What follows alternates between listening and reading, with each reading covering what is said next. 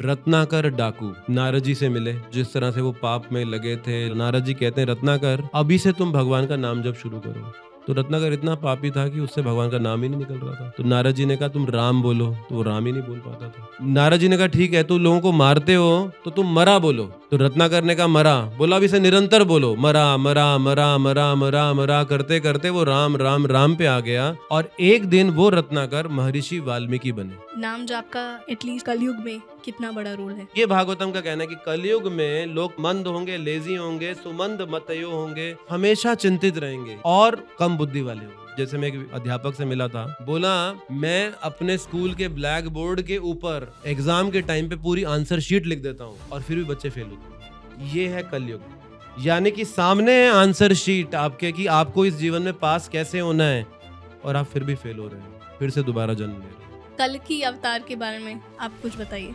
कल की अवतार भगवान कृष्ण के अवतार हैं और उनका एक ही मैसेज है, तलवार। 4,32,000 साल का कुल कलयुग है, जिसके अंत के समय में कल की अवतार अवतरित होके सबको समाप्त करते हैं और उनको फिर से ये सतयुग का युग प्रारंभ होता है। इंडिया की जो डोनेशंस इन मंदिरों से इकट्ठी होती है वो बाहर जाती है, या फिर इस्कॉन की जो गीता है उन्होंने अपनी अलग गीता बनाई है। ये कुछ मिसकंसेप्शंस मैंने पाई।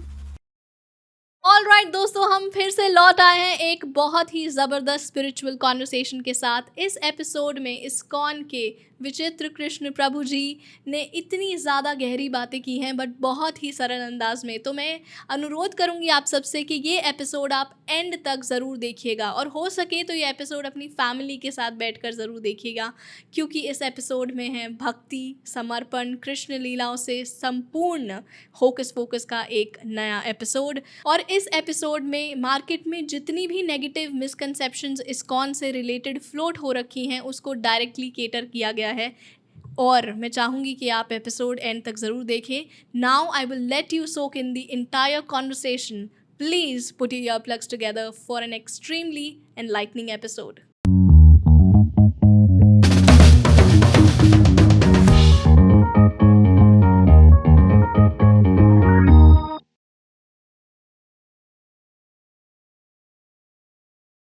माननीय सम्माननीय विचित्र दास प्रभु जी, आपका होकस पोकस में बहुत बहुत स्वागत है, अभिनंदन है। हरे कृष्ण। हरे कृष्ण। ऐसे ही एक प्रश्न है कि इस्कॉन के जितने भी मंक्स होते हैं उनके नाम के आगे प्रभु या दास लगाया जाता है, तो उसका क्या अर्थ है? अच्छा प्रश्न है आपका जी। दास हमें रिमाइंड करता है कि हम सबकी जो संवैधानिक स्थिति है वो भगवान के सेवक होने की है। तो दास का मतलब है सेवक, और हम सब भगवान के सेवक हैं, है ना। इस लाइफ में, एक्सटर्नल लाइफ में, इस बॉडीली लाइफ में हम सब कुछ रोल प्ले कर रहे हैं जी। कोई मेल रोल में, कोई फीमेल रोल में, कोई वाइफ है, कोई हस्बैंड है, कोई फादर है, कोई मदर है, कोई सन है, कोई डॉटर है, कोई सिटीजन है। जी। सो हम सबके पास डिफरेंट कैप्स हैं रोल्स की, लेकिन एक हमारी कॉन्स्टिट्यूशनल पोजीशन है जो हमारी इटर्नल पोजीशन है। जी। तो जैसे ये कपड़ा पहना है हमने जी। अब ये कपड़ा का मटेरियल कुछ भी हो सकता है, इसका कलर कुछ भी हो सकता है, डिज़ाइन कुछ भी हो सकता है। उसी प्रकार से एक कपड़ा ये है, जैसे ये कपड़ा है वैसे ये भी एक कपड़ा है। अब इस कपड़े के नीचे एक पर्सन है जिसने इसे पहना है, इस कपड़े के नीचे भी एक और पर्सन है जिसने इस कपड़े को पहना है। तो ये कपड़ा घिस जाता है तो हम इसे फेंक देते हैं, नया पहन लेते हैं। वैसे ये कपड़ा जब घिस जाता है तो नेचर हमें नया कपड़ा देती है। पहनने वाला व्यक्ति तो एक ही है, और वो पहनने वाला व्यक्ति, अब इस कपड़े को बनाया है माता पिता ने, और इस प्रकृति के तत्वों ने, भूमि, अप, अनल, वायु, खम, भूमि, पृथ्वी, अग्नि, जल, वायु, आकाश जी। तो इन 5 तत्वों के कॉम्बिनेशन से ये कपड़ा बना है जी। 84 लाख योनियां हैं, पद्म पुराण में कहा गया है जी। तो 84 लाख योनियां इन्हीं 5 कॉम्बिनेशन से बनी है, 5 तत्वों से बनी है जी। तो और ये 5 तत्व में विलीन हो जाते हैं जब ये कपड़ा घिस जाता है। तो अरे वाह। भूमि का तत्व भूमि में, जल का तत्व जल में, अग्नि का तत्व अग्नि में। तो ये प्रकृति इतनी बुद्धिमत्ता से बनाई गई है, यहाँ कुछ वेस्ट नहीं होता। हम जो भी बनाते हैं वो सब वेस्ट हो जाता है, उसका कोई काम नहीं आता, लेकिन ये कभी वेस्ट नहीं होता। ये हर तत्व उस तत्व में जाकर मिल जाता है। है ना। एक आइडेंटिटी हमने बात की, husband wife, citizen, nationality, gender, जी है ना, रिलीजन, ये सब इस बॉडी की आइडेंटिटीज़ हैं। जी लेकिन एक आइडेंटिटी कभी चेंज नहीं होती है, और वो है हमारी इटर्नल आइडेंटिटी, और वो है हम भगवान के दास। इसलिए वो याद दिलाया जाता है नाम के आगे लगा के, ठीक है। कि हम दास हैं। जैसे आपने बात करी कि सोल नहीं बदल रही है, वो इंटरनल जो इंसान है वो नहीं बदल रहा है, ऊपर का कपड़ा चोला बदल जाएगा, करेक्ट। बट जो सोल आई है वो ग्रो करती रहती है जैसे जैसे हम जीवन जीते हैं, एक्सपीरियंस करते हैं लाइफ को। भगवत गीता में इस विषय में बहुत गहरा हमें साक्षात्कार दिया गया है। जी ये भगवत गीता अपने आप में एक परफेक्ट साइकोलॉजी है। आप अगर गीता को गौर कर कर ध्यान से किसी से समझते हुए पढ़ें, तो जो किसी स्क्रिप्चर में नहीं दिया गया है वो उधर है। यहाँ तक कि मैं कई साइकोलॉजिस्ट से मिलता हूँ जो मेरे कार्यक्रमों में आते हैं, सुनते हैं गीता हमसे, जी और वो कहते हैं कि हमारी स्टडीज़ में हमारे प्रोफेसर्स हमको रेकमेंड करते हैं, you must read Gita if you want to become a psychologist. तो भगवत गीता में लाइफ के 3 एस्पेक्ट समझाए गए हैं। तो एक एस्पेक्ट है, जैसे आप मुझे देख रहे हैं, मैं आपको देख रहा हूँ, हम इस वर्ल्ड को देख रहे हैं, इसे मैनिफेस्टेड वर्ल्ड कहते हैं, व्यक्त जगत। जी ये एक लाइफ का एक एस्पेक्ट है। इसके अंदर एक और एस्पेक्ट है, जैसे हम रात को सोते हैं, अब शरीर सोता है, विश्राम करता है, इनएक्टिव है, लेकिन हम ड्रीम्स देखते हैं, स्वप्न देखते हैं। जब शरीर सो रहा है तो स्वप्न देख कौन रहा है? हाँ तो इसका मतलब शरीर के अंदर कोई कुछ और है जो उस रियलिटी को देख रहा है। बिल्कुल है। अब ये स्वप्न, कई बार हम अपने आप को आकाश में उड़ता हुआ देखते हैं, कभी हम देखते हैं कि हम जंगल में हैं या किसी ऐसे स्थान में, निर्जन स्थान में, कोई हमारे पीछे जानवर पड़ा है, जंगली जानवर जो हमारे पीछे भाग रहा है, और हम भाग रहे हैं, एक जगह खड़े हुए भाग रहे हैं, हम आगे नहीं बढ़ पा रहे, वो हम तक बढ़ता जा रहा है। कई बार लोग सोते सोते बड़बड़ाते हैं, हाथ पैर पटकते हैं, पसीने आ जाते हैं उन्हें। इस शरीर के अंदर एक सूक्ष्म शरीर है जिसे मन, बुद्धि और अहंकार ने बनाया है, और उसके अंदर एक आध्यात्मिक शरीर है जिसे हम आत्मा कहते हैं। तो जैसे मान लीजिए कि किसी व्यक्ति ने एक ब्लेजर पहना हुआ है, एक कोट पहना है, कोट के अंदर एक जैकेट भी पहनते हैं कभी कभी लोग। जी जैकेट को के अंदर एक व्यक्ति है जिसने उसे पहना हुआ है। तो सिमिलरली ये जो हमारा शरीर है, ये कोट की तरह है। अब इस कोट के अंदर जैकेट है मन, बुद्धि, अहंकार का सूक्ष्म शरीर, और पहनने वाला व्यक्ति है आत्मा। अब ये 3 जीवन के एस्पेक्ट्स हो गए हमारे। तो एक तो पृथ्वी, अग्नि, जल, वायु, आकाश का बना ये कॉम्बिनेशन शरीर, स्थूल शरीर। ये स्थूल शरीर। तो जब शरीर नष्ट हो जब ये हमारी मृत्यु हो जाती है, तो ये देह नष्ट हो जाती है। हर कल्चर में या तो कभी इसे बरी कर देते हैं या कभी फिर बर्न कर देते हैं, ठीक है। हर संस्कृति के अंदर अलग अलग है, लेकिन अल्टीमेटली ये डिस्ट्रक्शन की ओर चला जाता है। जी लेकिन सूक्ष्म शरीर नष्ट नहीं होता। सूक्ष्म शरीर एक जीवन से अगले जीवन में जाता है। आपने शायद सुना होगा पुनर्जन्म के विषय में, पास्ट लाइफ मेमोरीज जिसे कहते हैं। आज साइकेट्री पूरे वर्ल्ड में इस बात को सत्य मानती है कि पास्ट लाइफ जो है मेमोरीज होती हैं, रीइंकार्नेशन, पुनर्जन्म होता है। जी डॉक्टर इयान स्टीवेंसन है जो कि साइकेट्री के डिपार्टमेंट में वेस्ट वर्जीनिया में एक यूनिवर्सिटी के प्रोफेसर हैं। उन्होंने ऐसे 2000 केसेस पे रिसर्च करके वर्ल्ड वाइड उसे ट्रू डिक्लेयर किया है कि ये पास्ट लाइफ मेमोरी ट्रू है। इंडिया में भी बेंगलोर के अंदर national institute of mental health है, जहाँ पर डॉक्टर स्वतंत्र पसरीचा हैं, जो 400 ऐसे केसेस को इंडिया में ट्रू डिक्लेयर कर चुकी है। जी अब विज्ञान हम ये कहता है कि हमारी सब मेमोरी, हमारे सारे एक्सपीरियंस इस ब्रेन के अंदर है। जब बॉडी डिस्ट्रॉय होती है, उसका हर ऑर्गन डिस्ट्रॉय हो जाता है, उसके साथ ब्रेन भी डिस्ट्रॉय हो जाता है। और जब ब्रेन डिस्ट्रॉय हो जाता है तो हमारी मेमोरीज भी डिस्ट्रॉय हो जाती हैं। तो फिर नेक्स्ट लाइफ में पिछले जन्म की याद कैसे आई है? जब मान लीजिए आपके पास एक कंप्यूटर है, उसके अंदर एक हार्ड ड्राइव है, और हार्ड ड्राइव के अंदर आपका डेटा सेव है। अगर हार्ड ड्राइव करप्ट हो जाएगी तो आप डेटा गया।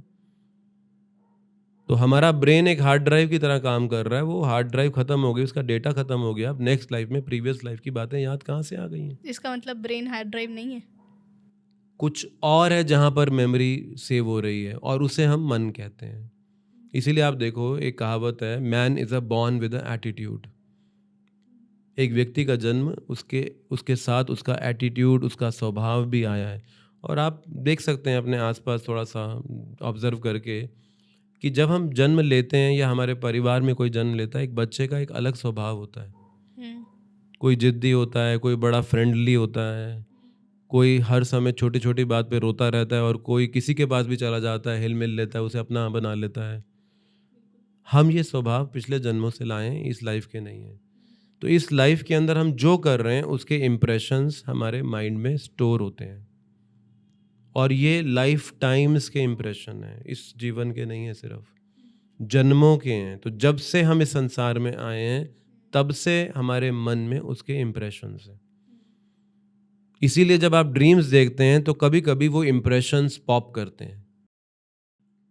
आप उन्हें अपने आप को ऐसी जगहों पर पाते हैं, ऐसी सिचुएशंस में पाते हैं जो आपने कभी, जिनको दूर दूर तक जाना पहचाना देखा नहीं होता इस लाइफ में। कभी कभी ऐसा होता होगा कि हम कभी किसी व्यक्ति से मिलते हैं, ऐसा लगता है इसे तो हम बरसों से जानते हैं, और हम पहली बार मिल रहे होते हैं उस व्यक्ति से, पर हमें हमें ऐसा अनुभव होता है कि I know this person, we have met somewhere, पर कभी नहीं मिले होते। तो यानी कभी किसी जीवन में हम उस जीव से मिले हैं, हमारा इंटरेक्शन उस व्यक्ति से कभी ना कभी कहीं ना कहीं किसी मोड़ पर हुआ है, किसी लाइफ टाइम में। अब इस जीवन में हमने डिफरेंट कपड़ा पहना हुआ है, और हम आइडेंटिफाई कर रहे हैं एक दूसरे को इस कपड़े से, जो कि हम है नहीं। अब वो जीव मिला है कभी ना कभी। तो ये सब लक्षण है हमारे आसपास जो आत्मा की एग्जिस्टेंस को प्रूव करते हैं। चाहे आप मेडिकल साइंस से इसे प्रूव कर पाओ या ना कर पाओ, पर ये एग्जिस्टेंस ऑब्जर्वेशन, एक जर्नल जो हमें प्रूव कर रही है कि सोल एग्जिस्ट करती है, उसकी रियलिटी है। अब जैसे विज्ञान कहता है कि जो हमारे शरीर के अंग हैं वो काम करते हैं ब्लड के रोटेशन से जी। अब जब ब्लड का रोटेशन रुक जाता है तो उसे डेथ डिक्लेयर कर दिया जाता है। अब उस ब्लड को रोटेट करने के लिए बॉडी में एक हार्ट का ऑर्गन है, शरीर का अंग है, एक हृदय। अब ये हृदय ब्लड को पंप करता है, और जब ब्लड पंप करता है हृदय, तो पूरे शरीर में ब्लड रोटेट करता है और हमारा जीवन चलता है, शरीर काम करता है। अब किसी भी मशीन को चलाने के लिए आपको कोई एनर्जी का सोर्स चाहिए उसके साथ। जैसे आपका ये माइक्रोफोन चल रहा है तो आपने इसे पावर से कहीं से कनेक्ट किया हुआ है, या आपके इलेक्ट्रिसिटी, कैमराज, ये सब काम कर रहे हैं यहाँ पे, तो इसके साथ कोई इलेक्ट्रिसिटी, कोई बैटरी है, कुछ है इसके साथ एनर्जी सोर्स। अब हार्ट को एनर्जी कौन देता है जिससे वो काम करता है? प्राण शक्ति। इसलिए गीता में भगवान कृष्ण ये बात स्पष्ट रूप से कहते हैं कि आत्मा का निवास स्थान का हृदय क्षेत्रे तिष्ठति। वो हृदय वो सीट है, जैसे हम इस सीट पे बैठे हैं, आत्मा की सीट हार्ट है। अब जब आत्मा उस हृदय से बाहर निकल जाती है तो वो ब्लड पंप करना बंद कर देता है, उसका सोर्स ऑफ एनर्जी रुक गया उधर। तो अब आत्मा जब दूसरे शरीर में जाती है तो वो माइंड के व्हीकल में बैठकर दूसरे शरीर में ट्रांसपोर्ट की जाती है। तो ये माइंड उसका वो व्हीकल है जिसमें आत्मा एक शरीर से दूसरे शरीर में जाती है। तो इसीलिए हम अपने एटीट्यूड को पिछले जन्मों से लेकर आए हैं, क्योंकि वो मन के धरातल पर इम्प्रेशंस हैं। तो जो भी हम देख रहे हैं, जो भी हम सुन रहे हैं, जो भी हम स्मेल कर रहे हैं, जो भी हम टच कर रहे हैं, जो भी हम टेस्ट कर रहे हैं, ये सारे के सारे जो सेंस परसेप्शंस हैं, इसकी ऑब्जर्वेशन का स्टोर हाउस हमारा माइंड है। तो अब ये मन अगले जन्म में साथ जाता है और ये लाइफ टाइम बना रहता है। इसीलिए आजकल लोग ओवर थिंकिंग, मेंटल डिसऑर्डर्स, इन सब के शिकार हैं। क्योंकि देखो, बॉडी को हम कंट्रोल कर पा रहे हैं, हम अपनी बॉडी को हेल्दी रखने के लिए कुछ ना कुछ काम कर पाते हैं, लेकिन माइंड को हेल्दी रखने के लिए आज कोई जानता ही नहीं इस दुनिया में कि इस बॉडी को तो आप हेल्दी रख सकते हो, लेकिन इस बॉडी के अंदर जो बॉडी है उसको हेल्दी कैसे रखा जाए। और अगर जब आप उसको हेल्दी नहीं रखोगे तो बाहर की बॉडी में सब कुछ ठीक होगा लेकिन आप बीमार रहोगे। तो इसीलिए कहावत है कि face is index of mind. चेहरा जो है वो एक आईने के समान है, जो कि मन में चलता है वो प्रदर्शित होता है। अगर माइंड में क्रूकेडनेस है तो वो बॉडी फेस में रिफ्लेक्ट होगी, माइंड में इनोसेंस है तो वो भी रिफ्लेक्ट होगी। आप छुपा नहीं सकते अपने इमोशंस को। ये इमोशंस माइंड के सरफेस में रहते हैं। तो इसीलिए ये लाइफ के 3 एस्पेक्ट्स हमको भगवत गीता के अंदर डिस्क्राइब किए जाते हैं। तो जब आप कहते हैं कि आत्मा क्या ग्रो करती है टाइम के साथ, तो आत्मा constant eternal part and parcel है गॉड का, जिसने उसको क्रिएट किया। जैसे एक फायर है, आप उस फायर से एक स्पार्क निकलता है। तो ऐसे कितने सारे स्पार्क्स उस फायर जिसे हम गॉड कहते हैं उसे वहां से निकले हैं, और वो सोल्स कहलाती हैं। वाह, ब्यूटीफुल। और वो कांस्टेंट है। बहुत खूबसूरत तरीके से समझाया आपने प्रभु श्री, मुझे ऐसे किसी ने अभी तक नहीं समझाया। आपने जैसे पास्ट लाइफ की बात की, तो हमारे पॉडकास्ट पे एक पास्ट लाइफ थेरेपिस्ट है मीनू मनोचा मैम, वो पॉडकास्ट पे आकर पास्ट लाइफ के बारे में बहुत सारी चर्चा कर चुकी हैं। तब भी उनके पॉडकास्ट से, उस कॉन्वर्सेशन से मेरा इंट्रोडक्शन हुआ था कि अच्छा ये भी एग्जिस्ट करता है। और उन्होंने एक बात उसमें कही थी कि सोल का पर्पस है भगवान लाइक क्वालिटीज़ इम्बाइब करना। तो वो हर जन्म, हर बार चोला बदल बदल के वापस आती रहेगी, जब तक अगर भगवान से मिलना है, भगवान के पास जाना है, तो उनकी लाइक क्वालिटीज़ एक सोल जब तक इम्बाइब नहीं कर लेगी, लाइफ का पर्पस है प्यार देना, कंपैशन, जब तक वो नहीं सीखेगी, लर्निंग नहीं लेगी, तब तक वो जन्म लेती रहेगी। तो हम विषयों पे बात कर रहे थे कि किसी के बच्चे कैसे पैदा होते हैं, किसी को कैसा जीवन मिलता है, सबका अलग अलग जीवन होता है, तो ऐसा क्यों होता है। तो उन्होंने इसके संदर्भ में यही कहा कि वो सिखाने के लिए आई है सोल। ऐसा जन्म उन्होंने जहाँ भी लिया है, वो उस सोल को वो लर्निंग लेनी है। जब तक वो लर्निंग लेगी नहीं, वो आगे बढ़ नहीं पाएगी। तो ये बात कहाँ तक सत्य है कि अगर हम भगवान लाइक क्वालिटीज़ इम्बाइब करते रहेंगे हर जीवन में, तो हम एक जीवन ऐसा आएगा कि हम वापस से जन्म नहीं लेंगे। जैसे वर्षा का जल है जी, तो जब वर्षा होती है और अगर जल आप उसे किसी भूमि पे गिरने से पहले ही कलेक्ट कर लें तो वो प्योर है। बिल्कुल। अब वो जिस सरफेस पे गिरेगा, वो प्योर वाटर, वर्षा का जल जिस सरफेस पे गिरा, उसकी क्वालिटीज़ को इम्बाइब करेगा। मिट्टी में गिरेगा तो मिट्टी जैसा हो जाएगा, फर्श पे गिरेगा तो फर्श जैसा हो जाएगा। अब मान लीजिए वो वर्षा का जल किसी सरफेस पे गिरा है और वो दूषित हो गया है, आप किसी विधि से उसको फिर से साफ कर लें, वो फिर से प्योर हो जाएगा। उसी तरह से आत्मा शुद्ध है, लेकिन जब वो इस संसार में आती है तो इस संसार के प्रभावों से अशुद्ध हो जाती है। अब अगर एक विधि का पालन करके उसको पुनः शुद्ध किया जाए तो उसे कहते हैं बिकमिंग गॉडली। उन्हें गॉडली क्वालिटीज कहा। तो by nature soul is godly, by nature, जो उसकी ओरिजिनल पोजीशन है। लेकिन वो कंटैमिनेटेड स्टेज में इविल या फिर बुराइयों के साथ घिर जाती है। लेकिन अगर उसे किसी विधि के पालन के अनुसार फिर से शुद्ध अवस्था में लाया जा सके तो फिर से वो गॉडली हो जाएगी। और वो विधि का पालन क्या है? तो वो विधि अध्यात्म है जी। तो अध्यात्म को सीखने के लिए गीता में 4 अध्याय में 34वें श्लोक में कहा गया, तद्विधि प्रणिपातेन परिप्रश्नेन सेवया उपदेक्षन्ति ते ज्ञानम ज्ञानिना तत्वदर्शिना। तत्वदर्शिना, तत्वदर्शी का मतलब है जिसने सत्य का दर्शन किया उसके पास जाओ। प्रणिपातेन, उसकी शरण लो। परिप्रश्नेन, उससे प्रश्न पूछो। सेवया, उसकी सेवा करो। और इस तरह से उपदेक्षन्ति ते ज्ञानम, वो आपको ज्ञान देंगे और इस तरह से आप साक्षात्कार कर पाओगे। तो ये आध्यात्मिक विधि मन घड़त नहीं हो सकती कि मुझे ये अच्छा लग रहा है तो मैं ऐसे करूँगा, मुझे ये अच्छा लग रहा है तो मैं ऐसे करूँगा जी। यानी कि शास्त्र विधि, ये शास्त्र विधि होनी चाहिए, ये रिकमेंडेड स्क्रिप्चर्स में होना चाहिए प्रोसेस। और उस विधि का पालन करके वो सोल जो अशुद्ध अवस्था में इस संसार में, वो शुद्धि की ओर जाती है। इसीलिए जब आप एक प्रामाणिक आध्यात्मिक विधि का पालन करते हैं तो उसका टेस्ट क्या है कि वो प्रामाणिक है या आपके ऊपर काम कर रही है? आपकी इच्छाओं का परिवर्तन।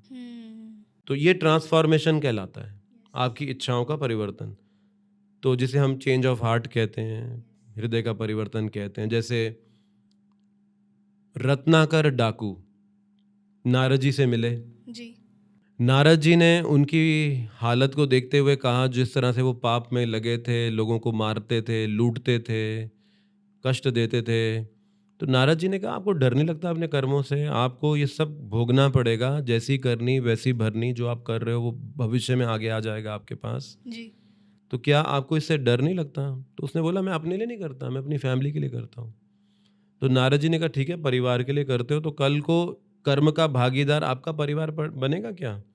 तो बोला हाँ, जब वो फायदे ले रहे हैं तो जो मुझे परिणाम मिलेगा उसको भी तो शेयर करना पड़ेगा उन्हें। तो बोला जाके पूछो तो सही एक बार उनसे, आप उनसे पूछे बगैर ये कह रहे हो? तो रत्नाकर डाकू अपने घर गए और उन्होंने पूछा कि देखो मैं पाप कर्म करता हूँ, उससे तुम्हारा पालन पोषण करता हूँ और पाप का परिणाम मेरे जीवन के अंदर दुख रूप में आएगा, तो उसका एक एक हिस्सा तुम सबको लेना पड़ेगा। तो उनका कहना है कि आपकी जिम्मेदारी है हमारा पोषण कैसे किया जाए, पालन कैसे किया जाए, लेकिन हम आपके पाप का भागीदार हम क्यों बनेंगे? वो आप ही बनोगे। तो अब नारद जी के पास फिर से वो रत्नाकर वापस आए। तो रत्नाकर ने जब ये उत्तर दिया तो नारद जी कहते हैं रत्नाकर अभी से तुम भगवान का नाम जप शुरू करो। तो रत्नाकर इतना पापी था कि उससे भगवान का नाम ही नहीं निकल रहा था। तो नारद जी ने कहा तुम राम बोलो, तो वो राम ही नहीं बोल पाता था। तो नारद जी ने कहा ठीक है, तुम लोगों को मारते हो तो तुम मरा बोलो। तो रत्नाकर ने कहा मरा। बोला अभी से निरंतर बोलो, मरा मरा मरा मरा मरा मरा करते करते वो राम राम राम पे आ गया। और एक दिन वो रत्नाकर महर्षि वाल्मीकि बने, अरे जिन्होंने भगवान राम के जीवन इतिहास के ऊपर महाकाव्य श्री रामायण की रचना की 24,000 श्लोकों के साथ। और ये महर्षि वाल्मीकि राम जी के समकालीन है, त्रेता युग के हैं। तो अब एक रत्नाकर डाकू से महर्षि वाल्मीकि, ये कितना बड़ा अंतर है। अब एक चेंज है जो हम बाहर से लेकर आते हैं, अपना रूप बदल सकते हैं, जिस तरह से हम अपने आप को ड्रेस करते हैं, जिस तरह से हमारा श्रृंगार होता है, लेकिन ये टेम्परेरी है। लेकिन एक परिवर्तन अंदर से है, वो इच्छाओं का, विचारों का परिवर्तन है। और वो परिवर्तन आध्यात्मिक मार्ग का टेस्ट है कि आपने कितनी स्पिरिचुअलिटी को प्रैक्टिस किया है। ये आपकी डिजायर्स के ट्रांसफॉर्मेशन के अंदर रिफ्लेक्ट करेगा। तो अगर हमारे हृदय में परिवर्तन नहीं आ रहा है अध्यात्म का पालन करने से, तो कुछ या तो प्रोसेस में गड़बड़ है या आप में गड़बड़ है, पालन करने वाले में कहीं पर कोई मिसिंग लिंक है, परिवर्तन कुछ गड़बड़ चल रही है उसके अंदर। तो इस तरह से एक आध्यात्मिक मार्ग का पालन करने से, जो कि प्रमाणिक होना चाहिए, शास्त्र विधि में होना चाहिए और पूर्ववर्ती आचार्यों के द्वारा रेकमेंडेड होना चाहिए, अगर आप उसका पालन करते हैं तो ये उस सोल को जो कंटैमिनेटेड हो चुकी है उसे फिर से उससे गॉडली स्टेज में वापस ला सकता है। जी, आपने अभी बात की मरा मरा से राम राम तक जो जाप किया, वो ट्रांसफॉर्मेशन हुई। करेक्ट। नाम जाप का एटलीस्ट कलयुग में कितना बड़ा रोल है? देखिए, जो कलयुग है ना, भागवतम पुराण के अंदर इस बात को कहा गया है, प्रायन अल्प आयुषु कलो अस्मिन युगे जना। तो कलयुग के लोगों का डिस्क्रिप्शन दिया है। और ये भागवतम पुराण की रचना 5,000 साल पहले हुई, जब द्वापर का एंड हो रहा था और कलयुग आरंभ हो रहा था। जी। तो कलयुग के आने से पहले इस पुराण को लिखा गया और उसमें कलयुग के लक्षण दिए गए हैं वेद व्यास जी के द्वारा, कि प्रायन अल्प आयुषु, एक तो कलयुग के लोग कम एज वाले होंगे, अदर युगों से इस युग में लोगों की एज कम होगी। तो 100 ईयर्स कहते हैं कि कलयुग के लोगों की जो बॉडी है वो 100 ईयर्स तक सस्टेन कर सकती है, लेकिन आज 100 साल तक कोई जी नहीं रहा है। तो हमने अपने लाइफस्टाइल के अकॉर्डिंगली इस 100 को भी 70, 75, 80, 60, 50 में ले आए, रिड्यूस कर दिया उसे हमें। और कहा गया कि कलयुग के अंत तक ये 100 20 में कन्वर्ट हो जाएगा। तो जो 20 जी जाएगा तो कहा जाएगा बहुत जी गया ये। और ये प्रैक्टिकली आज नज़र आ रहा है। आज हम देख पा रहे हैं 40-50 के अंदर लोगों को अटैक्स आ रहे हैं और बहुत सारी पॉपुलेशन के लोग इस एज में आप शरीर छोड़ रहे हैं आज जी।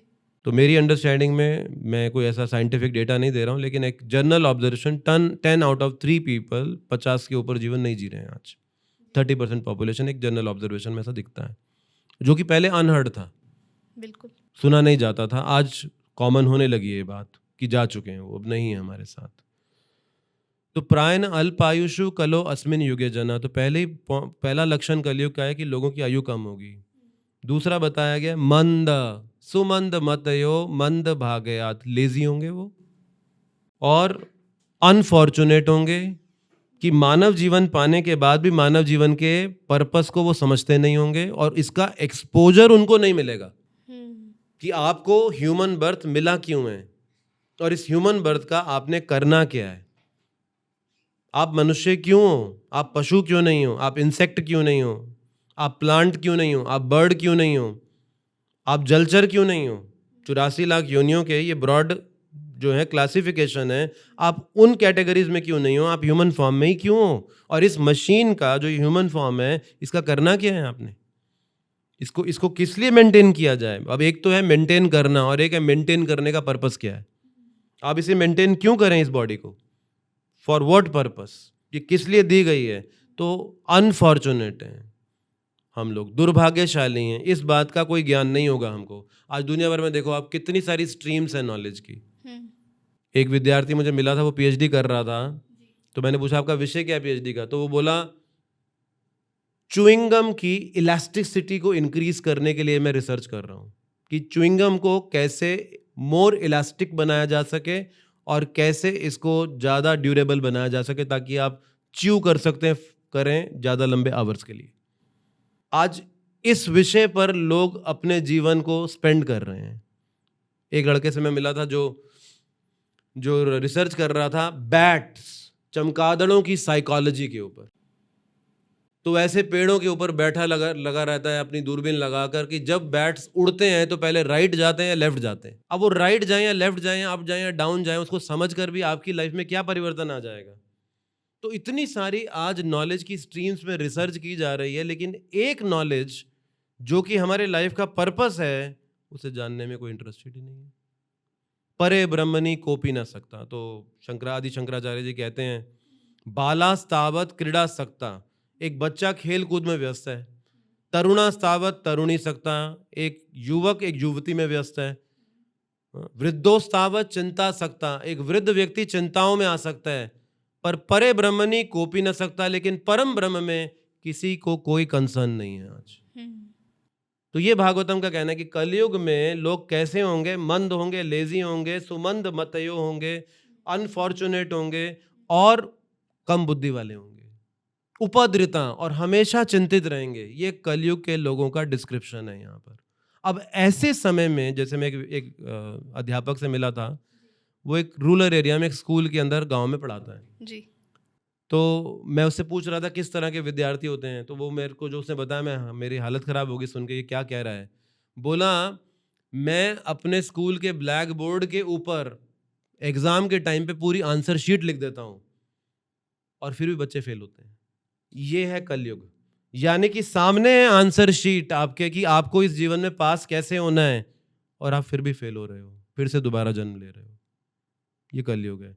और अब ऐसी परिस्थिति में क्या दिया जाएगा। नहीं, जैसे कई बार मैं देखता हूँ कि ऐसे स्कूल्स में जहाँ पर सब डफर बच्चे पढ़ते हो, प्रिंसिपल क्या करता है, पासिंग रेशो रिड्यूस करता है ताकि कुछ तो रिजल्ट आए, कुछ तो बच्चे एनकरेज हों, आगे पढ़ें, पास आए। तो उसी तरह से भगवान ने क्या किया, कलयुग में स्पिरिचुअली डफर लोगों को देख के अपने आप को पाने का तरीका और इजी कर दिया। कि जो अन्य युगों में हजारों साल तपस्या करके मिलता था, आज वो आप घर में रह के भगवान का नाम ले लो, वो मिलता है। लेकिन फिर भी देखो नहीं लेने के इंटरेस्ट। ये कलयुग है कि नहीं है ऐसा। मंद सुमंद मतयो मंद भाग्यात, unfortunate, lazy, unintelligent and always in anxiety. तो इसलिए यही बचा है रास्ता, और कोई तरीका ही नहीं है हमारे पास। और ये सिर्फ ऐसा नहीं है कि कुछ किसी चीज को बड़ा चढ़ाकर बताया जा रहा है। गीता में इसे कहा गया प्रत्यक्ष अवगमम, जिसका मतलब होता है it can be directly experienced, it is not just a theory. आप प्रैक्टिस करके देखिए। अब आप जैसे बैठ जाइए रोज सुबह माला लेके 108 मन के की और बोलिए Coca Cola Coca Cola Coca Cola Coca Cola, आप कितनी बार बोल पाओगे। आप माला लेके बैठ जाओ और बोलो हरे कृष्ण कृष्ण कृष्ण हरे हरे, आप एनकरेज हो जाते हो, एक नई एनर्जी आ जाती है। आपकी जितनी भी मन में चिंताएं होती हैं, वो ऐसा लगता है जैसे बादल हट गए और सूर्य उदय हो गया। एक नए जीवन का अनुभव होना शुरू हो जाता है। तो अगर ये सिर्फ काल्पनिक है, इमेजिनरी है कुछ लोगों के द्वारा, तो फिर ये हमारे अंदर चेंज कैसे ले आता है। और ये ऐसा नहीं है कि सिर्फ हिस्टोरिकल रेफरेंसेस हैं, आज के कंटेम्प्रेरी एग्जाम्पल्स भी हैं हमारे पास, जो लाखों लोगों के जीवन को ये रास्ता भगवान के नामों का जब परिवर्तित कर चुका है। तो अगर इसमें कुछ भी नहीं है तो वो लोग बदल कैसे जाते हैं? जो मीट ईटर्स हैं, जो नशा करने वाले हैं, जो प्रोस्टिट्यूशन तक में इन्वॉल्व हैं, अलग अलग गलत तरह की इलिसिट एक्टिविटीज़ करते हैं, उनके अंदर इतना बड़ा ट्रांसफॉर्मेशन कैसे आ जाता है? अगर ये सिर्फ काल्पनिक हो, और ठीक है इमेजिनरी चीज़ को आप कुछ समय प्रैक्टिस कर सकते हो, लेकिन जब अगर अंदर से आपको वो अनुभव ना आए, आप उसे लाइफ लॉन्ग कैसे कर सकते हो? नहीं कर सकते। 1960 के दशक में शिला प्रभुपाद जी, जिन्होंने इस्कॉन की स्थापना की, वो अमेरिका गए, न्यूयॉर्क में, उन्होंने वहाँ इस्कॉन की फाउंडेशन रखी। उसके बाद उनका नेक्स्ट वेंचर था यूरोप में प्रचार करना इस गीता के संदेश का। तो वो लंदन में जाना चाहते थे, क्योंकि उन दिनों उस समय में लंदन ज़्यादा पॉपुलर डेस्टिनेशन था वर्ल्ड में देन न्यूयॉर्क, ठीक है। क्योंकि ब्रिटिश सिविलाइजेशन चलती हुई आ रही थी, अमेरिका वर्ल्ड वॉर 2 के बाद धीरे धीरे ऊपर उठ रहा था। तो इंडियंस ज़्यादातर लंदन और यूरोप में पाए जाते थे, ना कि अमेरिका में, आज की तरह नहीं था। तो प्रभुपाद जी ने वहाँ प्रचार करवाना शुरू किया, और फिर जब वहाँ पहुँचे तो जॉर्ज हैरिसन उस समय एक बहुत बड़ा रॉक म्यूज़िक की दुनिया में नाम था। जी। बीटल्स ग्रुप, जो कि पॉप रॉक म्यूज़िक के अंदर नंबर 1 बैंड हुआ करता था म्यूज़िक का, और उसके लीड म्यूजिशियन थे जॉर्ज हैरिसन।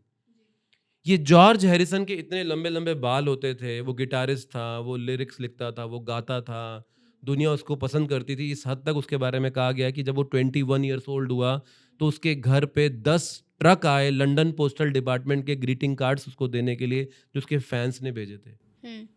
वो जहाँ पर कंसर्ट करने जाता था तो जिस होटल में रुकता था, उसके जाने के बाद होटल का मालिक उसके द्वारा इस्तेमाल किया गया तौलिया, bedsheet, bed spirit 1 square inch by 1 square inch का ऑक्शन किया करता था, यूज्ड बाय जॉर्ज हैरिसन।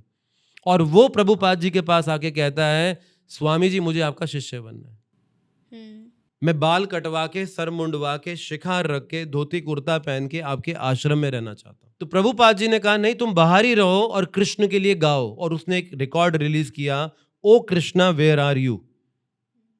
और ये पूरी दुनिया के यूथ गा रहे थे without knowing who Krishna is. Oh Krishna where are you, वो भगवान का नाम ले रहे थे। अब ये जॉर्ज हैरिसन नाम जप किया करता था, गीता पढ़ता था, प्रभुपाद जी की शिक्षाओं का पालन करता था। ये एक डिफरेंट कल्चर में बॉर्न है, डिफरेंट बॉडी के अंदर है, वेस्टर्नर है, लेकिन वो इसको क्यों कर रहा था अगर उसके जीवन में कोई परिवर्तन नहीं था? ये सिर्फ एक एग्जाम्पल मैं कोट कर रहा हूँ। ये समय कम पड़ेगा ऐसे उदाहरणों को देने के लिए, और दुनिया भर में ऐसे उदाहरण भरे पड़े हैं जो आज हमारे कंटेम्परेरीज हैं। हम हिस्ट्री को हो सकता है मैनिपुलेशन मान लें, लेकिन जो हमारी आंखों से दिख रहा है हम उसे कैसे धोखा कह सकते हैं? आज रशिया के अंदर, मॉस्को के अंदर अगर आप थोड़ा सा ऑब्जर्व करें तो आप आश्चर्यचकित रह जाएंगे ये देखते हुए। कुछ सप्ताह पहले वहाँ रथ यात्रा महोत्सव हुआ जगन्नाथ सुभद्रा बलदेव का, और मेरे पास एक वीडियो भी आया, एक न्यूज़ कटिंग भी आई। 10 लाख रशियंस ने उस रथ यात्रा महोत्सव में भाग लिया। आज दिल्ली शहर में रथ यात्रा महोत्सव होता है, कुछ हजार लोग इकट्ठे होते हैं, और ये रशियंस हैं, बॉर्न रशियंस हैं, आपकी और मेरी तरह भारतीय नहीं हैं, जिनको एक कल्चर मिला है घर परिवार के अंदर, जिन्होंने जन्माष्टमी बचपन से देखी है, जिन्होंने रामनवमी बचपन से देखी है, जिन्होंने होली, दिवाली जैसे उत्सव, दशहरा जैसे उत्सव देखे हैं, जिनके लिए भगवत गीता अनकॉमन नेम नहीं है, जिनके लिए कृष्ण अनकॉमन नेम नहीं है। ये हमारे लिए बहुत रिलेटेबल नेम्स हैं, चाहे हम एथिस्टिक क्यों ना हो, चाहे हम जनरेशन एक्स क्यों ना हो, लेकिन ये नामों से हम भली भांति परिचित हैं। ये भारत देश है। अब आप इन 10 लाख रशियंस के लिए क्या प्रेरणा पाएंगी कि इनको क्या जगन्नाथ जी में समझ आ रहा है, क्या रथ यात्रा महोत्सव में समझ में आ रहा है कि वो 10 लाख लोग मॉस्को के प्राइम रोड के ऊपर नाचते गाते हरे कृष्ण गाते हुए चल रहे हैं और भगवान जगन्नाथ जी का रथ खींच रहे हैं। तो ये हमारे कंटेम्परेरी डिस्कशंस है। अगर इस भगवान के नाम को इमेजिनरी हम मान लें, इसमें कुछ ऐसा नहीं है, तो फिर जो जब कर रहे हैं उनके जीवन में परिवर्तन, उनके लाइफ के अंदर ये ट्रांसफॉर्मेशंस कहाँ से आ रहे हैं? तो इसका मतलब कुछ है। और शास्त्रिक रेफरेंस कहता है अभिन्नत्वम नाम नामिनो, भगवान के नाम में और भगवान में कोई भेद नहीं है। जैसे अब मुझे प्यास लगी है, मैं कहूँ पानी पानी पानी, तो पानी शब्द कहने से मेरी प्यास बुझती नहीं है, पानी पीना पड़ेगा मुझे अलग से, तब मेरी प्यास बुझेगी। पानी शब्द कहने से प्यास नहीं मुड़ जाती। लेकिन जब हम कहते हैं हरे कृष्ण, तो कृष्ण व्यक्ति और कृष्ण नाम में कोई भेद नहीं है। तो एक आचार्य रूप गोस्वामी जी 500 साल पहले उन्होंने ग्रंथ लिखा जिसका नाम है उपदेशामृत। उसमें वो बड़ी सुंदर एक उदाहरण देते हैं कि एक पीलिया का रोगी अगर आप उसे मिश्री खिलाएं तो वो कहता है कड़वी है ये। अब मिश्री किधर से कड़वी होती है? या उसे गन्ने का रस पिलाएं तो वो गन्ने के रस को कहता है कड़वा है, थू, ये बिटर है, नीम की तरह, मैं नहीं पी सकता इसको। अब कड़वाहट गन्ने के रस में है, मिश्री में है, या उसकी जबान में है? उसकी जीवा में, उसके अंदर पीलिया का रोग है। जब वो मिश्री खाता है तो कहता है ये कड़वी है, लेकिन आयुर्वेद कहता है उसे मिश्री खिलाते रहो। अब एक दिन मिश्री उसे थोड़ी हल्की हल्की मीठी लगनी शुरू हो जाती है, यानी कि रोग कम हो गया। एक दिन और अधिक मीठी लगती है, रोग और कम हो गया। और एक दिन पूरी मीठी लगती है उसे, यानी अब रोग चला गया। उसी तरह से जब हम भगवान का नाम लेते हैं, हमें दूसरे विचार आने शुरू हो जाते हैं मन में। आज मैंने ये काम करने हैं, मुझे इस व्यक्ति से मिलना है, मुझे उसको फ़ोन कॉल करना है, कल मेरा ये काम पेंडिंग रह गया, और कुछ भी ना जाने दुनिया भर की बातें याद आनी शुरू हो जाती हैं। यानी कि मिश्री खा रहे हो और पीलिया का रोगी कहता है कड़वी है। आप लेते रहिए, लेते रहिए, लेते रहिए, लेते रहिए, इसकी मिठास दिन प्रतिदिन बढ़ती जाएगी, बढ़ती जाएगी, बढ़ती जाएगी। इस हद तक बढ़ जाएगी कि आप उस दिन खाना खाएं या ना खाएं, आप सोएं या ना सोएं, लेकिन आप भगवान का नाम लिए बगैर नहीं रहोगे।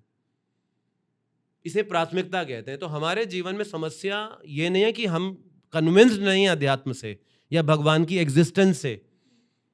समस्या है कि भगवान हमारी प्रायोरिटी नहीं है, और जिधर हमारी प्राथमिकता होती है उधर हम जीवन का समय देते हैं, उधर टाइम निकलता है। जो भी आप अपनी लाइफ में प्रायोरिटी बनाते हो, भले आप दुनिया भर के सबसे मोस्ट बिजिएस्ट पर्सन क्यों ना हो, लेकिन आप टाइम निकालते हो। तो जीवन, कहते हैं ना, कल लोग कहते हैं आफ्टर रिटायरमेंट, जब मैं रिटायर्ड हो जाऊंगा, जिम्मेदारियां नहीं रहेंगी, मेरे पास घर परिवार, पालन पोषण, मेरा लाइवलीहुड नहीं होगा, तब मैं मंदिर आऊँगा, तब मैं गीता भागवतम सुनूंगा, पढ़ूंगा, भगवान का नाम लूंगा, भक्ति की विधि का पालन करूंगा। लेकिन टुमारो नेवर कम्स। मैं कितने सारे ऐसे रिटायर्ड लोगों को जानता हूं जो बैठकर ताश खेलते हैं, चेस खेलते हैं, कैरम खेलते हैं, टीवी देखते हैं, मोबाइल फ़ोन में बिजी हैं, अपने पेट्स को नहलाने खिलाने में बिजी हैं, लेकिन उनके पास सत्संग प्रोग्राम्स के लिए टाइम नहीं है। उनके बच्चे वेल सेटल्ड हैं, उनके पोते पोतियां हैं, उनके पास सब कुछ जीवन के अंदर है जीवन यापन करने के लिए। उनसे एक्सपेक्ट नहीं किया जाता कि वो किसी प्रकार की मटीरियल एक्टिविटीज़ में पार्टिसिपेट करें या ना करें। They are retired but still they don't have time for the lord. आखिरी सांस तक समय नहीं होगा अगर आप आज टाइम नहीं निकाल सकते।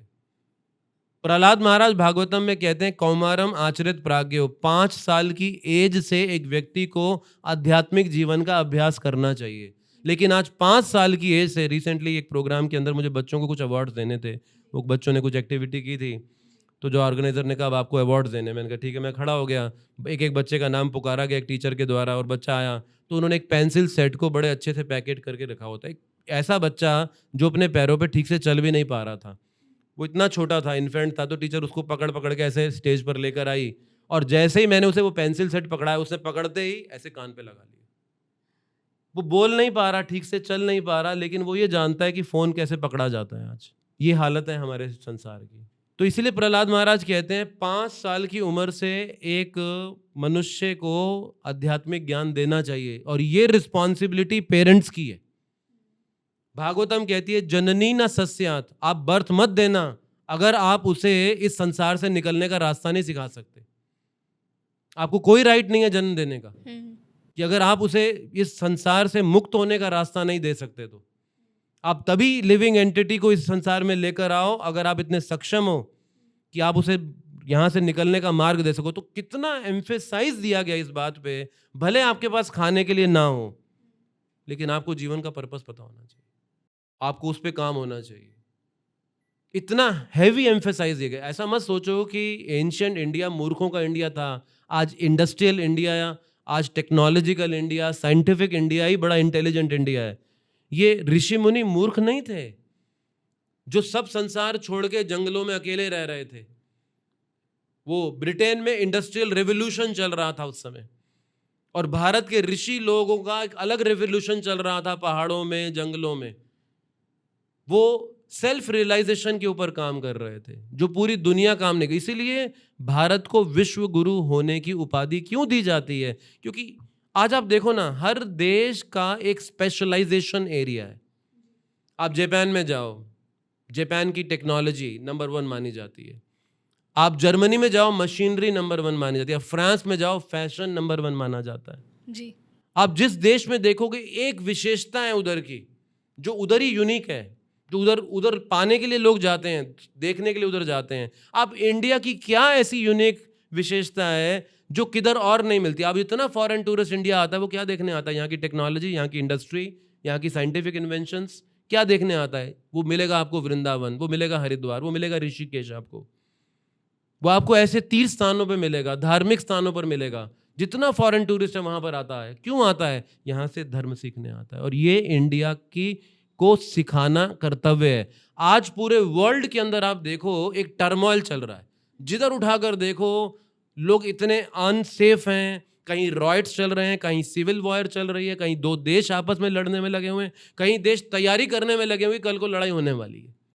ये पूरा ग्लोबल आज इस समय इतना अनसर्टन है। इसकी बहुत बड़ी रिस्पॉन्सिबिलिटी इंडिया के ऊपर है, क्योंकि इंडिया ने अपनी जिम्मेदारी नहीं निभाई है। इंडिया विश्व गुरु है, अगर गुरु अपनी जिम्मेदारी नहीं निभाएगा तो विश्व का यह हाल होगा ही होगा। तो हम इसके लिए क्या स्टेप्स ले सकते हैं? सबसे पहले स्टेप अपने व्यक्तिगत जीवन में होगा। हम दुनिया को चेंज तभी कर पाएंगे जब हम पहले अपने आप को चेंज करेंगे। बिल्कुल। तो अपने आप को परिवर्तित करने का मतलब है जन्म सार्थक करी। जन्म सार्थक करने का मतलब है आपको मानव जीवन मिला है, तो इस मानव जीवन को आपको सार्थक करना है। इसके पर्पस के लिए प्रत्येक दिन काम करके, कुछ समय निकाल के, जिसमें आप भक्ति योग का अभ्यास कर सकें, भगवान के साथ अपने संबंध को पुनर्जागृत करने के लिए एक प्रामाणिक विधि का पालन कर सकें।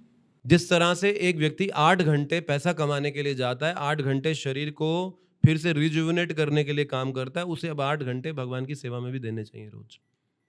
24 आवर्स हर एक के पास हैं, तो वो प्रत्येक दिन, अब हम नहीं जानते कि कौन सा दिन अंतिम होगा दिन। एक डॉक्टर शाह होते थे, प्लानिंग कमीशन के चेयरमैन थे इंडिया के। वो प्लानिंग कमीशन की रिपोर्ट सबमिट करने जा रहे थे पार्लियामेंट में, और कार में जाते वक्त उनको अटैक आया और उन्होंने शरीर छोड़ दिया। तो इंडिया की प्लानिंग करी लेकिन अपने जीवन की प्लानिंग नहीं कर पाए। तो हम सबको एक दिन हानि हानि भूतानि गच्छन्ति यमालयम, एक दिन यमराज जी के पास जाना ही है। ये शरीर, जैसे आपने देखे कभी वो चाबी वाले खिलौने होते थे हमारे बचपन में, हम तो देखते थे, जिसमें चाबी भरते थे तो ऐसे कोई ड्रम बजाता था, कोई चलता था, तो जैसे ही चाबी अनवाइंड हो जाती थी तो जहां पर वो होता था ऐसे रुक जाता था। तो हम सब चाबी वाले खिलौने हैं। वो चाबी चल रही है, जिस दिन चाबी अनवाइंड हो जाएगी, जिधर होंगे, बाथरूम में होंगे, कार में होंगे, सीढ़ियों में होंगे, घर में होंगे, जहां होंगे ऐसे ही होंगे, बस फिर नहीं हिलता शरीर। तो ये संसार की हमारी वास्तविकता है। और ये जो टाइम है, जैसे अब एक स्कूल में एक विद्यार्थी को 1 वर्ष दिया जाता है प्रिपेयर करने के लिए, और 1 वर्ष के बाद उसकी परीक्षा ली जाती है, उसका एक फाइनल टेस्ट होता है। अब वो 365 दिन पढ़ के जाकर फिर एग्जाम में बैठता है। मान लीजिए वो 365 दिन मूवीज देखे, खेल कूद करे, कुछ भी करे, पर पढ़ाई ना करे और एग्जामिनेशन हॉल में बैठे, तो अब क्या करेगा वो? तो जिस तरह से एक स्कूल कॉलेज में साल में एक फाइनल टेस्ट लिया जाता है, एग्जाम होता है, वैसे मृत्यु हमारे जीवन का एक टेस्ट है। अब उसमें आप पास होंगे या फेल होंगे, ये डिपेंड करेगा आपने पूरा जीवन कितनी प्रिपरेशन करी उस टेस्ट की।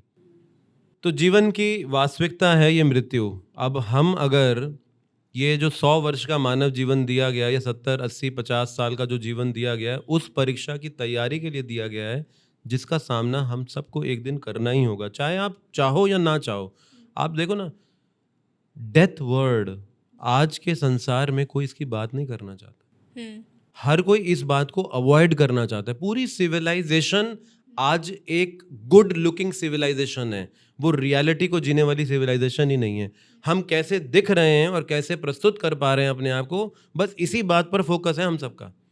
पर जीवन की वास्तविकता को लेकर हम उसे अवॉइड कर देना चाहिए। जैसे मानिए बाल सफ़ेद होते हैं, लोग उसे रंग लगा देते हैं, गिरने शुरू होते हैं तो इम्प्लांट करा देते हैं जी।